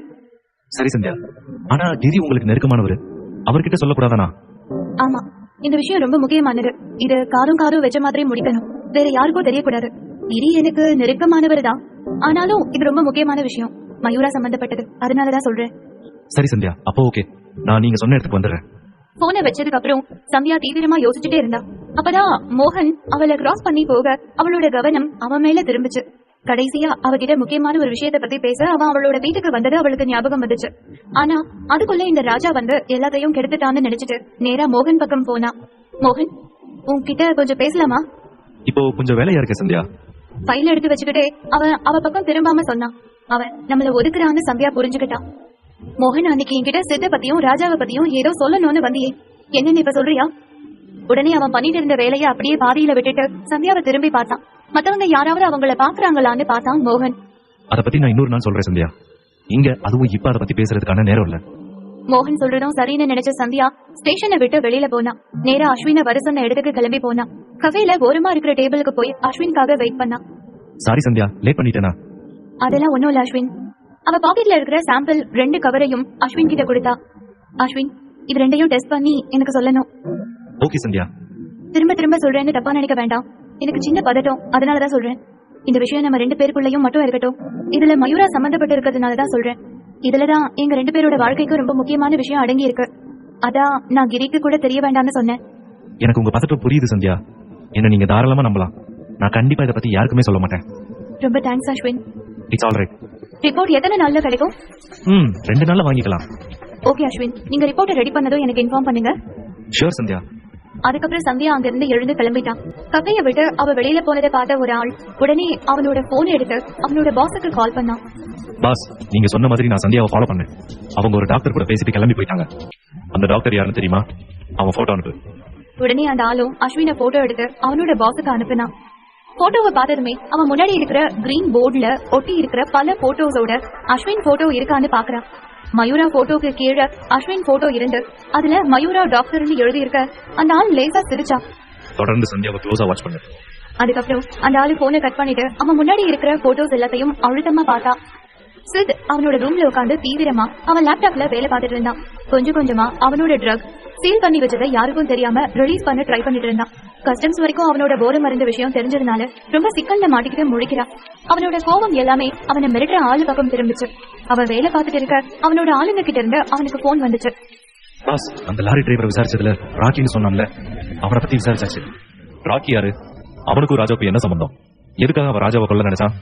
பாஸ், ராஜாக்கும் ராக்கிக்கும் சண்டை நடந்திருக்கு. அந்த ராக்கி போலீஸ் இன்ஸ்பெக்டர் சந்தியா பொண்ணை கடத்தி வச்சுட்டு மிரட்டினான். அவனுக்கு அந்த இன்ஸ்பெக்டர் மேல உயிர். சந்தியாக்கு ஹெல்ப் பண்ண போய் ராஜாக்கும் ராக்கிக்கும் சண்டை பெருசாகி இருக்கு. கடைசியில காளியனா தான் இதை வந்து சரி பண்ணிருக்காரு. இத கேட்டதுமே சித் ஒரு நிமிஷம் அதிர்ச்சி ஆனா. காளிய அவ்வளவு சீக்கிரம் ராஜா கூப்பிட மாட்டான். காளியும் அந்த மாதிரி சாதாரண விஷயத்துக்கு சண்டை போட வரமாட்டான். அப்படி இருக்கிறப்போ ராஜா எதுக்காக காளிய வர சொன்னான்னு யோசிச்ச சித் லேசா சிரிச்சான். பாஸ், ஏன் சிரிக்கிறீங்க? என்னாச்சு? ஒண்ணும் இல்ல, அவனுக்கு சந்தியா மேல ரொம்ப அக்கறை போல. அவளை எவனும் நெருங்க கூடாதுன்னு காளியையே அங்க வர வச்சிருக்கான். அந்த அளவுக்கு ஆகி போச்சுல. அப்ப சந்தியா மேலையும் மயூரா மேலையும் ஒரு கண்ணு வை. சரி பாஸ், இந்த ராக்கி என்ன பண்றது? இப்போதைக்கு அவன் அடுத்து எதுவும் பண்ண முடியாத மாதிரி பண்ணு. ஃபியூச்சர்ல நமக்கு தேவைப்பட்டா யூஸ் பண்ணிக்கலாம். Okay boss. என்ன எவன் மிரட்டினான்னு கண்டுபிடிச்சியா? இல்ல பாஸ், அதுக்காக தான் சைபர் டீம் சொல்லியிருக்கோம். அவங்க கண்டுபிடிச்சு தரேன்னு சொல்லிட்டாங்க. குட். அப்புறம் அந்த வாணி மேலையும் கண்ணு இருக்கட்டும். அவதான் ஏதாவது பண்ணிருப்பான்னு கோவத்துல 2 காட்டு காட்டிட்டேன். சோ இப்ப ஏதாவது பண்ணி தொலைச்சிட போறா. அம்மாவையும் பொண்ணையும் வாயை திறக்க முடியாத மாதிரி பண்ணிரு. Okay boss. அப்புறம் ராஜாக்கு பிரியா வயித்துல இருக்கிற குழந்தை அவரோட இல்லைன்னு தெரிஞ்சிருச்சு. வீட்டுக்கு போய் சண்டை போட்டுருக்காரு. இதுங்க ஒரு வேளையும் உருப்படியா பண்ணாதுங்க போல. இதுங்களை வச்சுட்டு எரிச்சலா சொன்ன சித் அவன் முகத்தாடைய தடவி யோசிச்சான். நீ சொன்ன வேலையை மட்டும் செய். நான் வேற ஆளை விட்டு ராஜா என்ன பண்றான்னு பாத்துக்க சொல்றேன். அவன் எந்த நேரத்துல எப்படி முடிவெடுப்பானே தெரியாது. டாக்டர் பிரசாத் கிட்ட இருந்து ராஜாவுக்கு கொடுக்க வேண்டிய மருந்துன்னு சொல்லி பிரசாதத்தை கொடுத்து விட சொல்லு. இந்த மருந்து சாப்பிடுற வரைக்கும் தான் அவன் ஏன் கண்ட்ரோல்ல இருப்பான். சரி பாஸ், இன்ஃபார்ம் பண்ணிடுறேன். அதுக்கப்புறம் சித் போனை கட் பண்ணிட்டான். சைபர் டீம் கிட்ட அந்த நம்பர் கொடுத்து விசாரிக்க சொல்லி இருக்கான்னா சீக்கிரமா அதுக்கு ஒரு முடிவு அவனுக்கு கிடைக்கும். சித் மிரட்டுறது யாரு? மிரட்டுற ஆளுக்கு உண்மையான நோக்கம் என்ன?